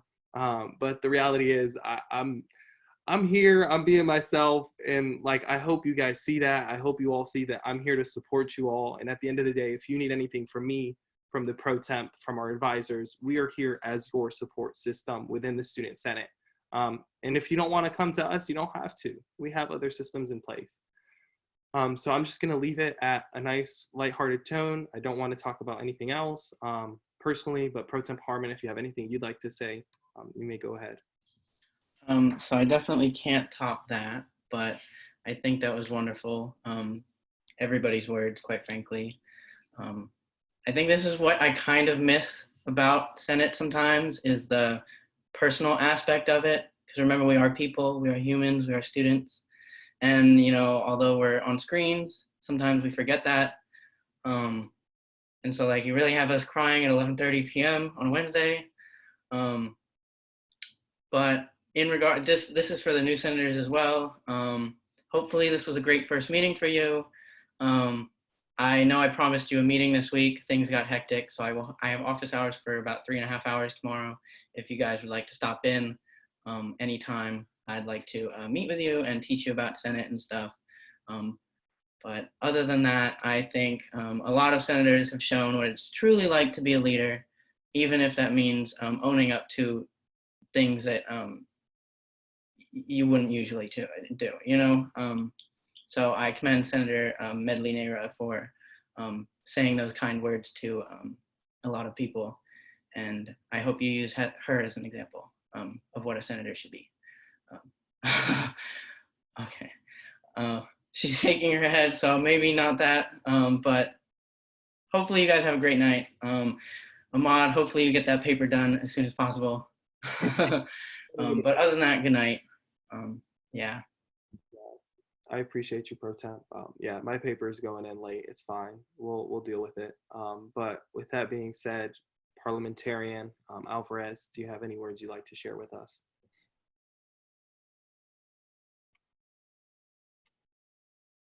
Oh, hold on. I don't want to have this on in the back. There we go. Okay. I'm not normally on camera. I wanted to dedicate my time as being a parliamentarian to not be at the forefront. It's not my job to conduct business. It's the job of the senators. And so before my closing announcements, I just want to run through some things that I had written down through the duration of the meeting. First, shout out to our veterans and active duty service members, particularly our firefighters out west, who are currently attempting to control 77 different named fires, 48 of which are still uncontained. And also for EMT and medical personnel, such as Breonna Taylor, who we lost sadly almost half a year ago today. On a procedural note, I'd like to apologize for not finding the exact nature of some specific motions in time that could have helped settle some debate that went on longer than it should have been had I been able to find the relevant information sooner. And also would like to reiterate the message that I sent in the Senate that during debate, you are not to refer to senators by name through Rule 12.5. And so I've been in Senate for a really long time, and before I go into this, I want it to be known that this is something that I decided good half an hour ago. So I'm not attempting to steal the thunder from you, Senator Medley Nara. That was a beautiful example of how the Senate should function going forward. But in my time working as the parliamentarian and for a time working as a summer senator for the duration of the 72nd Senate, I think that I have come short of the goals and standards that I've set myself to. For my 3 years of service, one of the primary initiatives that I've strided for was not only making professional connections with fellow senators, but also personal ones. Through those professional relations, making sure that the traditions, precedents, and understandings of how business is to be conducted is respected. And then on the personal aspect of making sure that we're friends before, during, and after our meetings. I was proud to serve as the eternal chair of the Senate Meme Caucus for the better part of the last 2.5 years. I was proud to serve as a member of the Internal Affairs Committee for the duration of my 2 years of service. I was proud to be nominated as the new Senator of the Year for the 70th Student Senate and the most ethical Senator of the 71st Student Senate, and ultimately inducted into the Senate Hall of Fame. However, over the last 1.5 years, in the latter part of the 71st Senate and for the duration of the 72nd Senate, I don't think I did enough. And it's been shown in a lot of different instances, and it feels as though the more that I try to bring the standard forward and make it clear, the more difficult the job becomes. I've said time and time again during my closing announcements, my job as parliamentarian becomes easier as the members of the Senate have a greater understanding of our Constitution, our statutes, our rules of procedures, and our precedent. Understanding the current practices put in place by the different chairs of our standing committees and by the current elected leadership of the 72nd Student Senate, I am hereby resigning from the position of Senate parliamentarian. I have sent a full letter to the Senate President pursuant to Statute 405.5F, and I hope that going forward you can also come to me as a resource, as a private citizen, unaffiliated with any political party, partisan movement, or ideology on how the student government is to conduct itself. If anything, I would hope that the members of the Senate see my resignation not as an indictment on the Senate, but as an opportunity for the new guard to take over the old. Whether it's myself, the former Senator, now Attorney General Reddy, and soon the former Senate President Jack Denton, we were all the three of us came in along with several other senators, such as Dean and Adamik, came in at a time when the Senate was consistently meeting in physical space. We were present with the great Maddie Durham and Danielle Morgan Acosta, but times have changed. And with that, I hope that going forward, positive precedents are set. There's a good saying from, his name escapes me, he was the Speaker of the House, that members of the legislatures of the United States do not serve under an executive or under a presiding officer, they serve alongside them. And while that was a precedent that I hope that I was able to instill into the members of the Senate, if that can't be upheld, then so be it. And with that, good night.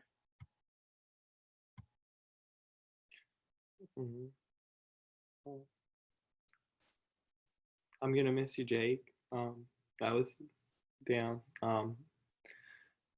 Press Secretary Shaw, did you have anything you'd like to say?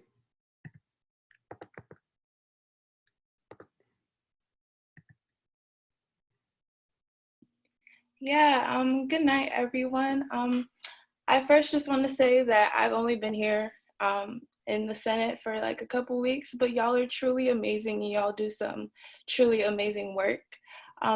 I just want to cover 3 quick things. I know this has been a very long and eventful and emotional meeting, so I'll try to make it really fast. I just want to ask you all to engage with our social media post on Instagram. So this includes liking our posts, sharing our post on your stories, and leaving comments. Doing this will not only increase our views, but it also encourages more students to engage as well. I'm going to start highlighting some of the amazing bills that you guys have passed here. So I'm going to be reaching out to some of the sponsors of these bills, and just be on the lookout for that. And lastly, I created a Google request form that you all can fill out if you want to have a graphic created or something posted on Instagram. I will be sending the link out for that on Friday. Thank you guys again, and have a good night. Thank you, Press Secretary Shaw. Is our clerk on the call, Clerk Roy? Tyler, did you have anything you'd like to say? Yeah, I just wanted to quickly say thank you all for your time and your work tonight. And there's definitely a lot of stuff that's happened in this last 30 minutes. I know first off, I just would want to say it's been on and off since November when I've been serving as clerk alongside Parliamentarian Alvarez, or former parliamentarian. And just wanted to say thank you for always having kind of shown me some of the ropes and always been there to discuss, even when we were sitting at the same table before that got separated and we no longer have in-person meetings. And with all of the things talked about today, it definitely does seem like a day where we are moving forward, even in the small ways. And in regards to that, I want to leave a quote that's by the late Ruth Bader Ginsburg, that real change, enduring change, happens one step at a time. I hope that everyone feels confident with the steps taken today. Thank you all for having been here, for having been open, and I do hope you all have a great night. Thanks for your time. Thank you, Clerk Roy. Beautiful quote. With that being said, are there any other further closing announcements from senators or members of the Senate? No? Seeing none, we are in advisor announcements. To any of our advisors, do you guys have anything you'd like to say? To Sean or Dr. B, if you guys have anything you'd like to say, you can go ahead at this time. So I'll jump in real quick. First of all, I just want to say thank you to all of you all. I know that these make for some very long nights and we're carrying some pretty heavy weight, but I just want you to know that I'm here with you. I'm not always on the camera, but I'm listening the entire time. I think for those few senators that have reached out to me, you found that I've been easy to get in touch with. And although I've been with you for only 7 weeks and I've been learning your Senate rules and procedures fast and furious, certainly know that I always have somebody on the call as well that can offer some insight as well. So happy to be here. And I think I'll end on a good note as well. Previously, Senate President mentioned that we were having trouble getting students passed through our hiring exemption committee. So a small victory for us today, effective in about 20 minutes at midnight. Our all OPS students will be exempt from the hiring freeze, which means we will no longer have to send any of our students through the hiring freeze. And so whenever you put forward an SOE, we will be able to expedite them and get them through, as well as any other position that you want to put through. And I'll be happy to also leverage my position to expedite any of those so that you can do the business of the Senate. And so if you need me for anything, please don't hesitate to reach out. Not always on camera, but I'm always here. So I hope you have a good night. Thank you, Dr. Bowden. Deshaun, did you have anything you'd like to say? Or The things I was gonna say was similar to Dr. B, but a lot of you all have read my message and grouped me, and I stand by that. Like there's so much going on with Senate, FSU, and the community. But after tonight's meeting, I am remaining hopeful in you all. So thank you all for the work that you all have been doing so far and continue on doing. And I know we're not Danielle Acosta, but we're still learning the ropes. We're still here to be a resource for you. And I know it's hard to build those connections virtually. So if anybody want to have a Zoom call, feel free to email me and we can set some time, because I am a relationship builder. So we can try our best to create those relationships virtually. And I'm here if you all want to talk to someone or express your concerns with anything. So thank you all and have a good night. all right, so with that, we're going to go into final roll call. Pro Tempore Harmon. All right. 1 second. Let me pull up the. All right, there we go. All right. There we go.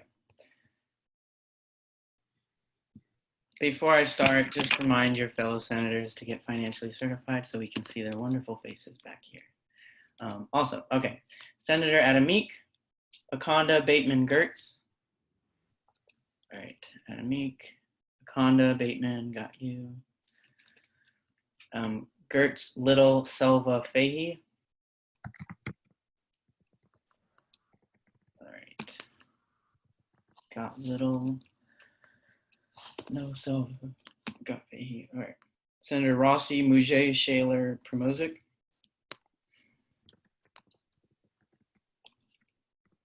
Rossi Mujay Shaler. I think he left early.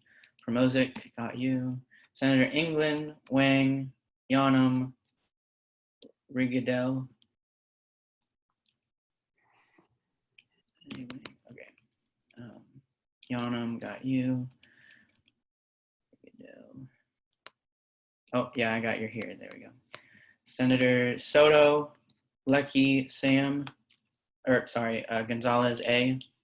For A. Gonzalez. Awesome. I got you three. Senator Denton, Martin, Pendleton.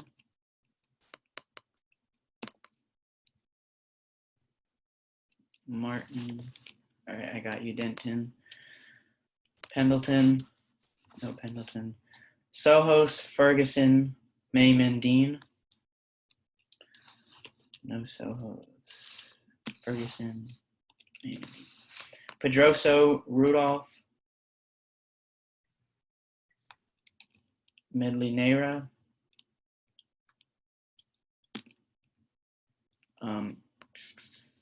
Chabot, Kalink. Oh, I got Pedroso. Wait, yeah, I got Pedroso. Okay. Chabot, Kalink, Stinson, Gonzalez, and Rudd. All right, got Chabot. No Kalink. No Stinson. Oh, R. Gonzalez. And I got Rudd. Okay. And Senator Randall. I did not forget you this time. I see you. All right, awesome. Oh, and Senator Kill. Oh no, she's suspended technically. All right. Soto, did you get Soto? I'm sorry? Soto? Senator. Soto. Yeah, I got Soto earlier. We are good. If I missed anybody, just text me. It's all good. All right, so with that, senators, I want to say definitely took me on a roller coaster tonight, but Thank you all for never giving me a dull Wednesday night. Honestly, this will be an experience I probably will never forget. You know, the Student Senate will be something that'll be forever with me. But with that, is there a motion to adjourn tonight's meeting? Senator Pedro. So moved. All right, with that, we are adjourned. Have an amazing night, everybody. See you next week.